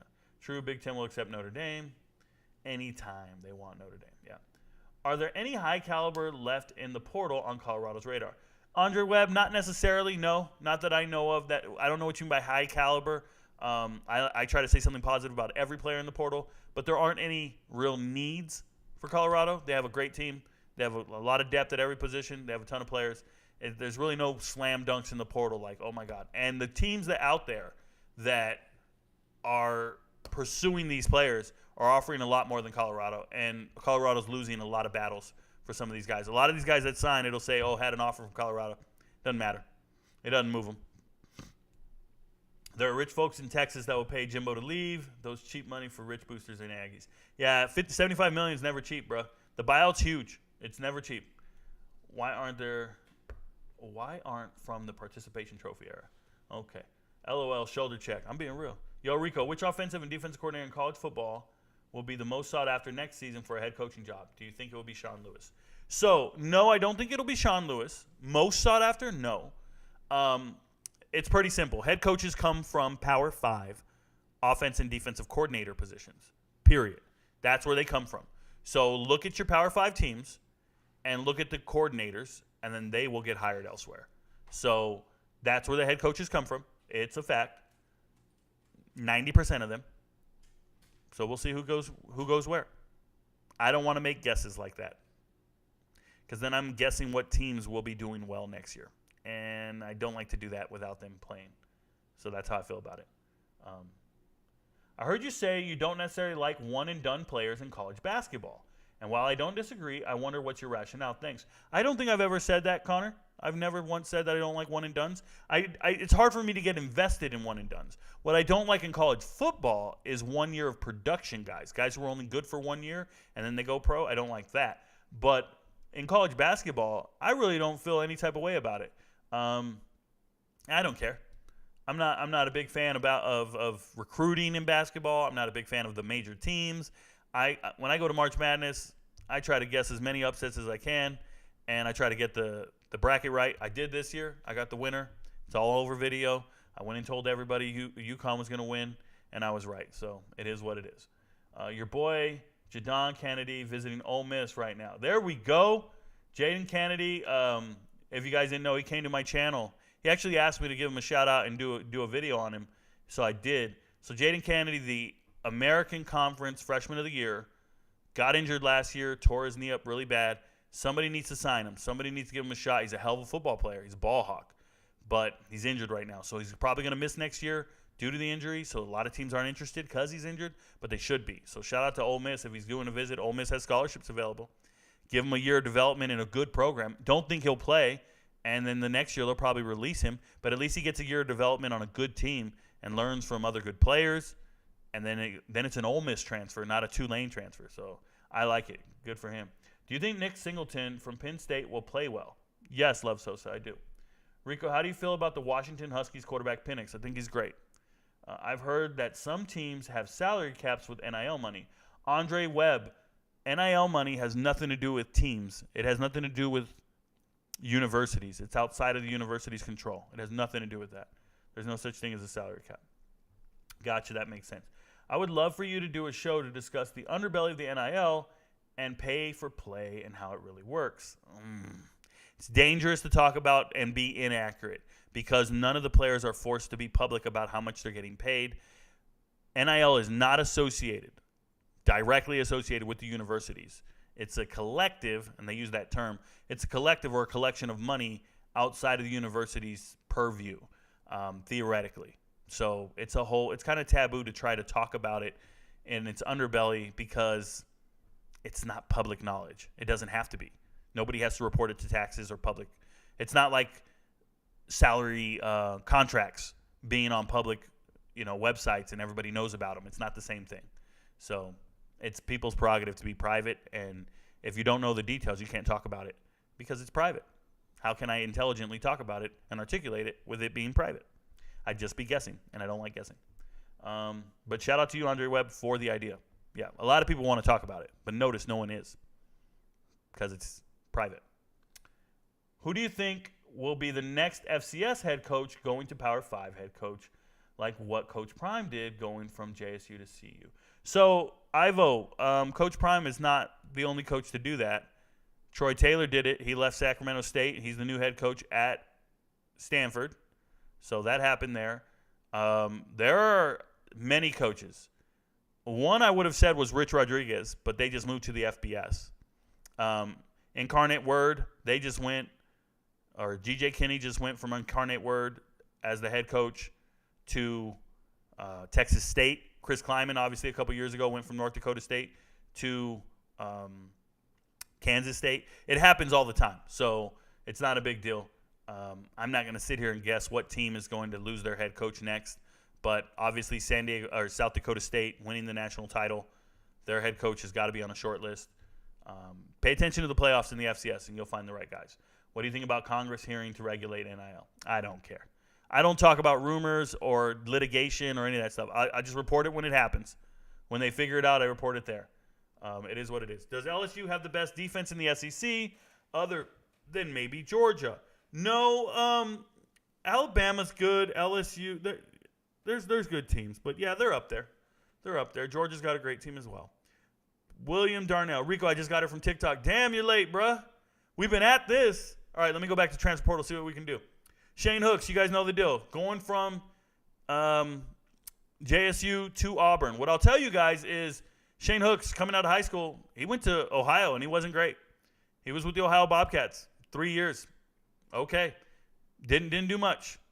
I'm letting you know now. I played in 20 games and didn't do much. So, for me, I don't understand. 20 games, 4 starts at Ohio.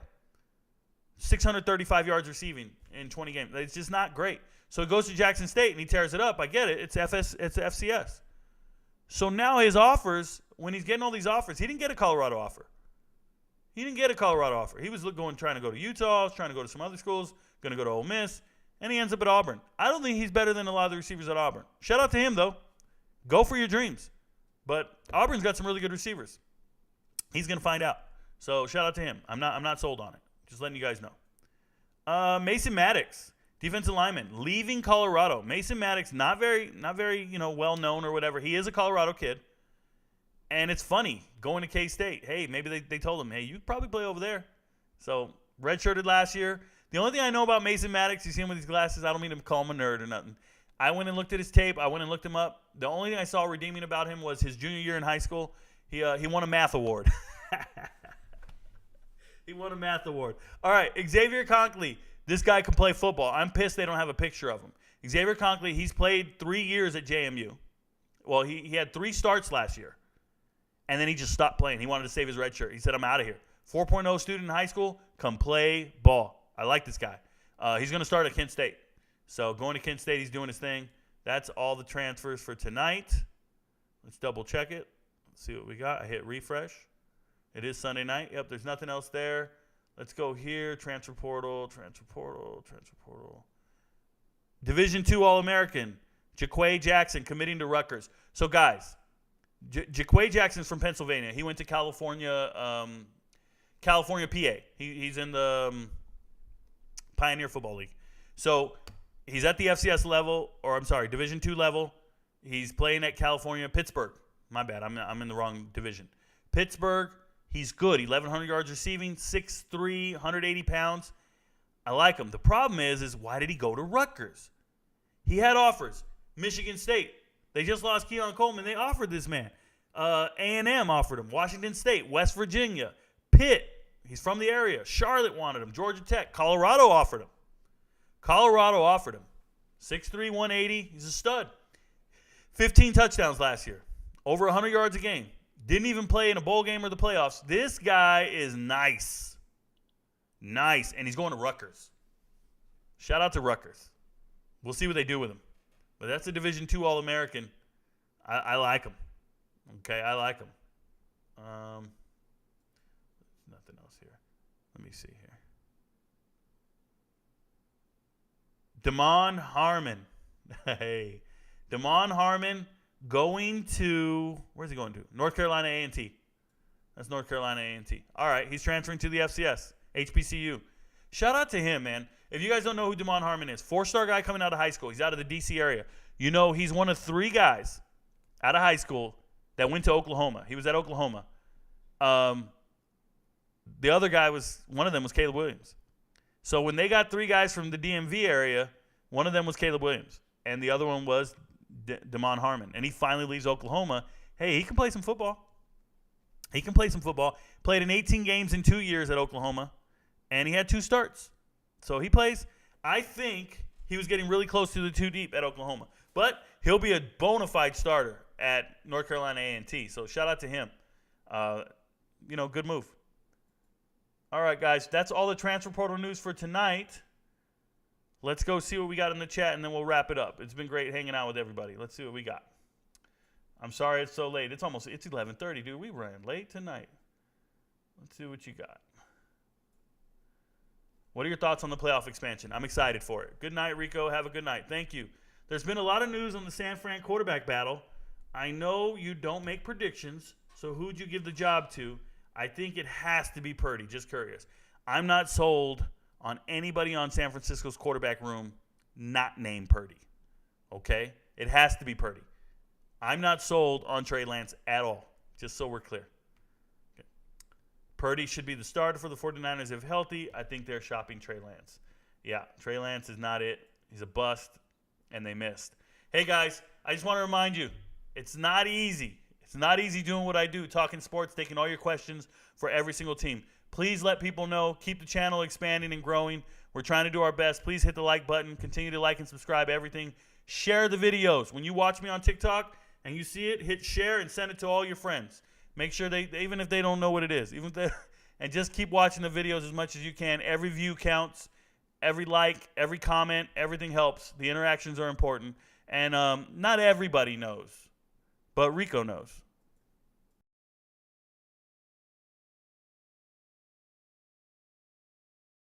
Will. They'll come for you. I have an army. We have a Hulk. Well, I thought the beast had wandered off. You're missing the point. There's no throne. There is no version of this where you come out on top. Let me infiltrate the beat, concentrate the heat. If you ain't on my level, fuck Fuck it, let me be. I'll be going till it's all in motion. Talking killing rappers, then I hit my quota. And my train of thought is more a locomotive. Talking reason for it, I got locomotives. Used to be on a revenge tip, on a stun on my ex and a friend's tip. I was Spider-Man whipping the black suit. I was powerful but almost lost Luke. Blurring the line between human and artist. Try not to change, but I swear it's the hardest. I swear when you're up, they turn you to a target. Home was a trip, all I did when I'm talking. So, what it take to be an icon? All in your desktop, so I just might already be one. My me with the label, it feels on the table one time, but I'm down for a free lunch. Just speaking my heat-seeking missiles of hits, but other than me, I see no heat exist. Yo, gassed up, I'm about to go green, go green, go green. Hulk smash if she know me, know me, know me. Write it to life like I'm Stan Lee, Stan Lee, Stan Lee. If life's about to be a cold war, I'm the hero that they asked for. Green, I'm about to go, I'm about to go green. I'm about to go, I'm about to go green. I'm about to go, I'm about to go green. Get the fuck back, I'm about to go green. I might begin making a feature Iraq. Cause when I hit your beat, I turn shit to Iraq. Dropping bombs like I'm cursing you out. This your house, then I'm kicking you out. Quiet as a mouse, came in the game. Now the word is out that I've been lighting the flame. Shit is potent, don't you know it? I've been flowing, steady growing till they know the name. Saw it ahead of time, knew that I'd get to my losing myself in the view that some window pain. I swear I'm all about peace, I'm a positive person. Wasn't always like that, you know it took me some learning. They asked me how I push a positive light, how I keep my composure through internal fights when addressing the mic through these dark nights. Where the Bruce Wayne, what a trick me. Here's some truth that I'll let free. Bruce Banner of rap if you ask me. When my will to win and the track meet, the secret is I'm always angry. Yo, gassed up, I'm about to go green, go green, go green. Hulk smash if she know me, know me, know me. Write it to life like I'm Stan Lee, Stan Lee, Stan Lee. If life's about to be a cold war, I'm the hero that they asked for. Green, I'm about to go, I'm about to go green. I'm about to go, I'm about to go green. I'm about to go, I'm about to go green.